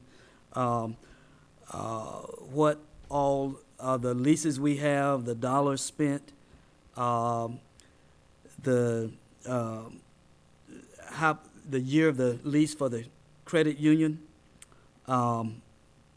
more work sessions, and we've had several over the last year or so. Bring deals to the work session instead of having it worked out before we get here, and what deals are made and with whom, for what reason, how come, and how long. So really, if you would just answer the question about... Answer that last one first, please. I will, Councilman Russell. So first of all, I thank you for allowing Mr. Hamilton to lease space in 200 West Side. My staff is in that building, and it is not a good working environment. So thank you. I know they will be very excited to get out of that location. Appreciate that, first of all. Second, Ms. Reed's My door's always open. I've met with her. No, that's untrue. We have sat down hours and links on multiple projects. I've walked through those. I've done that with other citizens. That will always be the case in Huntsville, Alabama. We have an open door policy. As far as how much property we have, I've shared that in the past and can provide that binder again. As far as leases and leasing dirt and leasing buildings and space, that's kind of probably a convoluted mixture of different subjects. That's probably a sidebar given the time of night that it is this council, but I'm happy to meet with Ms. Reed at any time. Yeah. And when I missed one, so I apologize. Cummings Research Park in Phase 4 of Bridge Street. It is in Cummings Research Park. It's zoned Research Park Commercial. It's been zoned that for many, many years. It's private property. It's not property that the city owns. So all you did tonight is allow that private landowner to build and develop their property per its zoning regulation. That's all you did. So I'll answer any other question you may have, Council President. Mr. President? Can I take a shot on work sessions? Whenever we have a work session, and they're not as frequently as they used to be, we'll have maybe, outside of city staff, department heads, we'll have maybe 15 or 20 people that'll show up, depending on what the topic is. Tonight, we had a televised council meeting. It was available also on the internet. Before the council meeting, people had a chance to get the paperwork off the internet so they could see what we're doing. So, I mean, what could be a better community outreach? We could do something at a council work session that few people would see, or we can have in-depth discussion, spontaneous, bumpy, or whatever, in front of the public, televised, and as a bonus, we give Ms. Reed not one but 2 times to get in front of the TV cameras with public comment. So I think the technology has changed, and I think TV cameras and broadcasting make these meetings better for presentations, like the administration. Mr. Hamilton did a great one, and Ms. Sargent on the budget, and some of these major projects that we've had. Yeah. You do presentations, people all over the city can see it. Even somebody who's out of town in Washington, D.C. with their computer, they can pick up what we're doing. So I get me a talk show, Mr. Kling. You don't have to keep on. Ms. Reed, you're out of order, ma'am. Thank you. Mr. Hamilton. If I could, I just could quickly answer. One of her questions was related to the duration of the 2 leases that you approved tonight. That was, as Mr. Kling said, in the paperwork that's been hyperlinked. The lease in 200 West Side it's a 5-year lease, but it does have an opt-out clause, so that if our conditions change, we have the ability to opt out of that lease and move out early. The lease over at the Rocket City Federal Credit Union is a 3-year lease. Is the duration of those 2. Thank you, Mr. Hamilton. Yes, no stranger to us, Ms. Stamper. Good evening. Good evening, ma'am. When I came to the council meeting tonight, my intentions were to be here perhaps around 6:30. I had no idea I would still be here, but I'm happy that I am here. And I just wanted to say to Councilman Showers, Richard Showers Sr., and to let you know what a joy it has been working for you for these many, many years. And I wish you all the best in all of your future endeavors, because I know you're not going to sit down. Even though you're not going to be on the council, I know you got something up your sleeve. So I just want to say I wish you well, Richard. And I also wanted to say this is the first time I've sat in the audience through a council meeting, because I sat up there so many years with you guys and ladies. And just sitting here and hearing the responses back, I'm just a bundle of emotions right now, really. And I probably will be praying all night for you guys. But I know one thing, that you all will do the right thing. You will get on one accord, and you will do what you have to do for the city of Huntsville, for all of the people and all the citizens here who put their trust in you every day to make the decisions for us. I have confidence in that. So I just wanted to say that it was good being here, and I hope this won't be my last time. And Councilman Showers, just enjoy yourself, okay? Thank you, Ms. Purley, for blessing us with your presence. Anyone else wishes to address the council? We adjourn.